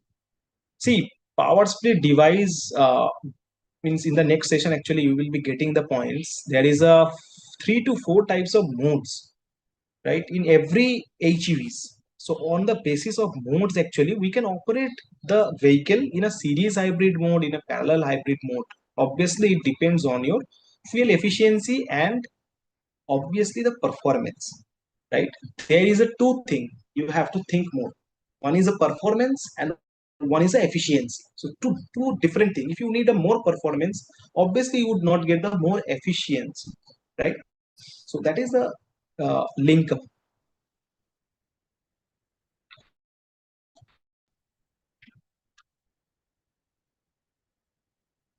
Okay, there is a question, that is, why EVs use single speed gearbox only, not multi-speed gearbox? No, actually we are using CVT, right? Means actually I will be taking care of these parts on the next session, whenever actually we are going to discuss on more on motor genset, gear ratios, and obviously the variable transmission systems. So it will be clear to you, right? So I hope it is cleared for you guys that on what is the difference between the architectures, and I think what is the overview, what is EV, what is HEVs, what are the components. I hope it is cleared.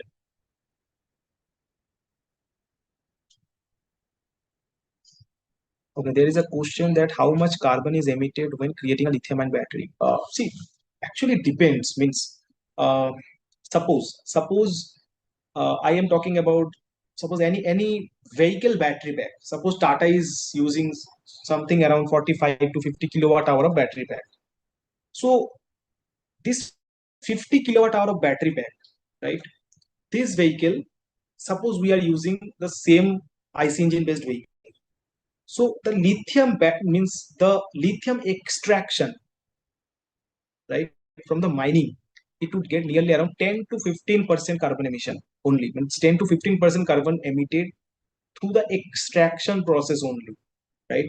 Whatever the IC engine vehicles emit in their overall year, right? Overall life cycle, basically.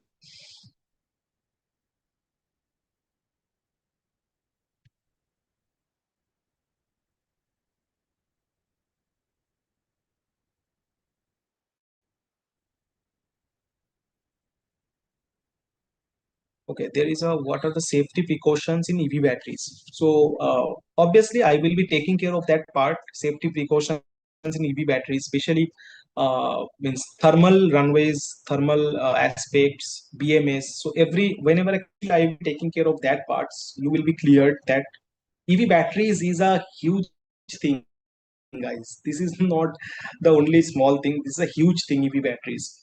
So that is the heart of a EV and HEVs. So obviously I will be taking care of all the points, right? What are the safety precautions, all the things. So I hope, guys, you can understand this uh, session. So let's meet on the next session on tomorrow, right? We'll be starting from the powertrain architecture, motor genset specifications, and obviously motor principles, right? What are the types of motors actually we are using in case of two-wheelers, three-wheelers, four-wheelers. And also I will be showing some video, right? How Toyota Prius internal engines or internal things are actually working. Also, I will be showing some video format on the CVT, right? How gear ratios are working, right? So the tomorrow session will be more interesting. So okay, guys, then I think we can conclude the session today. So let's meet on tomorrow 7 p.m. Okay, guys, let's conclude the session. Thank you, guys. Thank you for joining.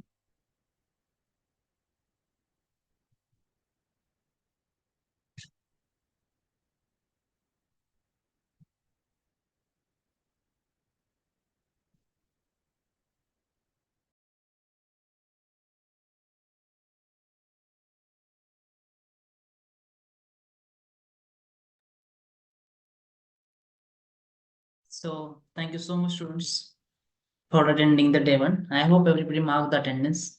If not, I'm resharing the attendance link once again into the chat box. So please mark your attendance and share your valuable feedback about the session. Okay, and we'll see you tomorrow sharp at 7 o'clock again on a day 2 of this our 30 hours learning journey on AV and TV. I hope things are clear. If any doubts, any clarification, any query, or any questions to us to me, so please post in the chat box. So Nilesh, that is not possible. We have some rules and regulations to follow. So whenever you have some queries or question, you can share it with me, or else you can share it with the directly sir. You have host and co-host access to share the queries and question. Okay, now I hope it's clear. How we get the notes for this? So it will be available over the LMS. See, that is not visible. It will hardly visible for first 1 or 2 minutes. Okay.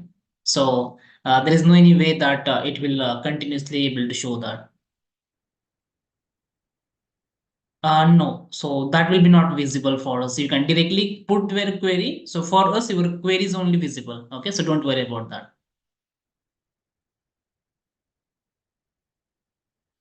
Okay, Please provide the notes or PPT. It will helpful for anyone in future. Yes, definitely. We'll be providing that over the LMS portal. By tomorrow, it will be there live onto the LMS portal. You will be having the view access for the same. Okay.